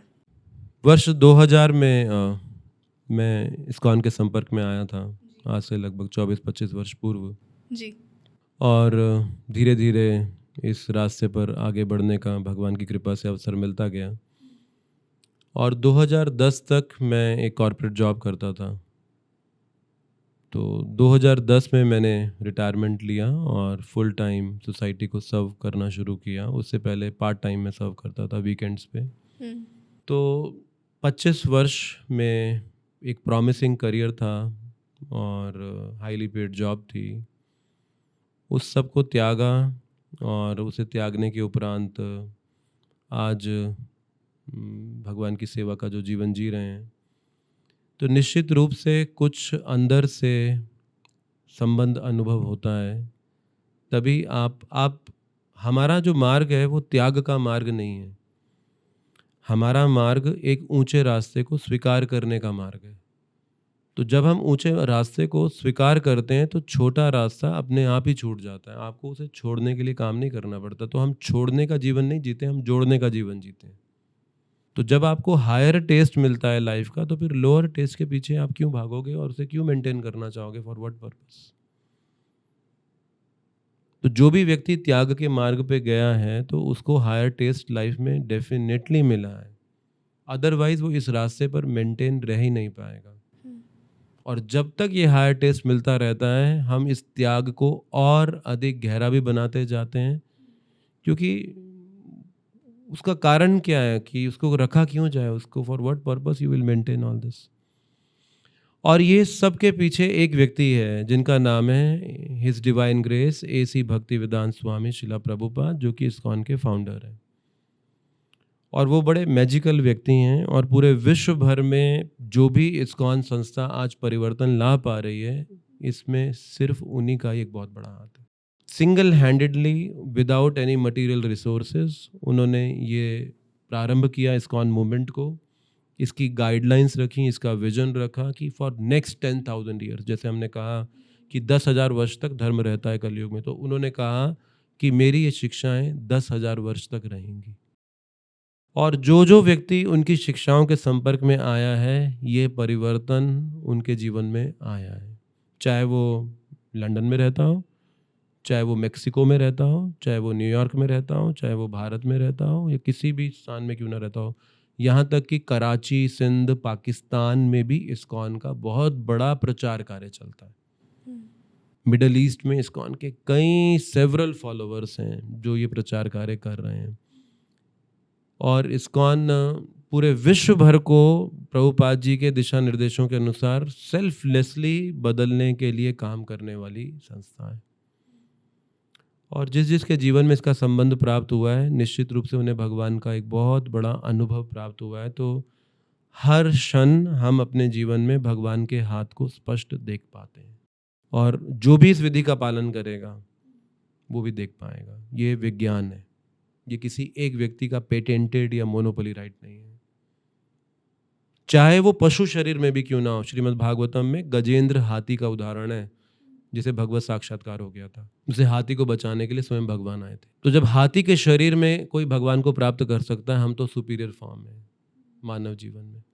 जटायु को वो भी जिंदा, मैंने वही सुना था कि जटायु भी जिंदा रहे थे तब तक जब तक भगवान जी ना। तो एक वल्चर थे, एक गिद्ध थे, और स्वयं भगवान राम ने उनका संस्कार किया अपने हाथों से। प्रभु जी, आपकी अनुमति हो तो आज आपके साथ कुछ मैजिक करना चाहेंगे? श्योर। मैंने यहाँ पर एक मेरे नोट्स हैं, इसमें कुछ लिस्ट है, आप देख सकते हो। Celebrities, shopping list, travel bucket list. यहाँ मैंने हिंदू गॉडेसेस और गॉड्स की एक लिस्ट बनाई है, आप देख सकते हो। सारे नाम अलग हैं। तो मैं चाहती हूँ कि आप अपनी मर्ज़ी से कोई भी डबल डिजिट नंबर 1 से लेके 100 तक चुन लो। अगर आपको चुनना हो तो वो क्या होंगे? मेरे को कोई एक रैंडम नंबर दीजिए। ऐसा ना हो कि बहुत सिंपल हो, जैसे 10, 20, 50, 100, ऐसा नहीं। एक रैंडम नंबर अगर आपको अपनी मर्ज़ी से चुनना हो तो वो कौन सा नंबर होगा? 77। बिफोर दैट हम आगे बढ़ें, मैंने आपको लिस्ट दिखाई है। ये एक prediction through out the broadcast, मेरे पास ये एक एनवलप है जिसमें मैंने एक प्रेडिक्शन डाल कर रखी है। तो ये भी आप बता दीजिए कि आपकी और मेरी कोई प्रेपरेशन नहीं है। मैंने आपको प्री टॉक में या फिर मिलने से पहले कुछ नहीं प्रिपेयर किया है, आपको कुछ सजेस्ट नहीं किया है। ये आप और मेरे बीच में पहली बार हो रहा है। श्योर, हम पहली बार बात कर रहे हैं, और वैसे कोई प्रिपरेशन नहीं थी पहले। तो मैं चाहती हूँ कि आप ही नोट्स खोलिए, मैं नहीं खोलती, और हिंदू गॉड एंड गॉडेसेस की लिस्ट में जाइए, एंड वहाँ पे 77 नंबर पे जो भी नाम है वो पढ़ लीजिए। परशुराम। मुझे तो नहीं पता था आप 77 नंबर बोलेंगे जी। कैसा हो अगर मैं आपको बोलूं कि ये नंबर आपने नहीं सोचा है, मैंने आपको सोचने पे मजबूर किया है, तो आप मानेंगे? ये जो प्रेडिक्शन है यहाँ पर एनवलप में, मैं चाहती हूँ आप सबके सामने खोलिए, इसमें क्या लिखा है।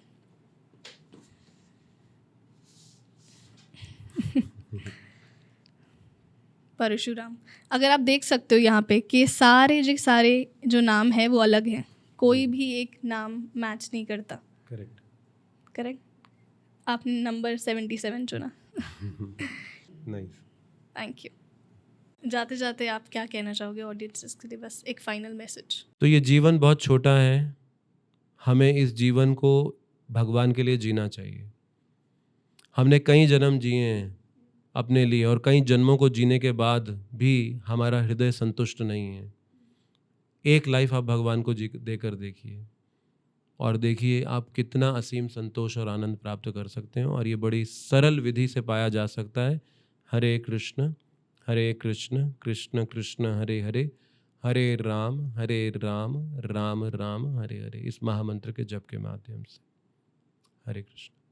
हरे कृष्ण प्रभु जी, बहुत बहुत खूब आभार। Thank you. Hare Krishna.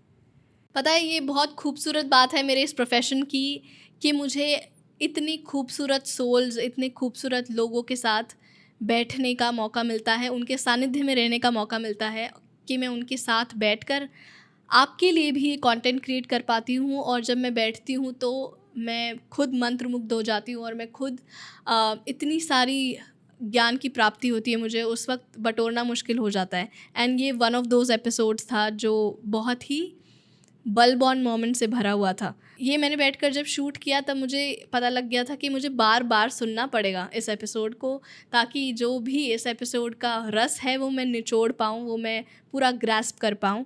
And I really hope कि आपको इस कॉन्वर्सेशंस में से बहुत सारे बल्ब ऑन मोमेंट्स मिले होंगे। अगर आपको ये एपिसोड पसंद आया है तो प्लीज़ इस एपिसोड को शेयर कीजिए अपने फ्रेंड्स एंड फैमिली के साथ। Also do let me know in the comment section below कि आप कैसे और टाइप के गेस्ट और कैसे और टाइप के कॉन्वर्सेशंस को सुनना पसंद करेंगे। मैं आपके रिकमेंडेशंस का वेट करूँगी कमेंट सेक्शन में। And thank you so much for supporting hocus focus with Aanchal up till now, and I will see you again on every Thursday and Saturday 7 PM.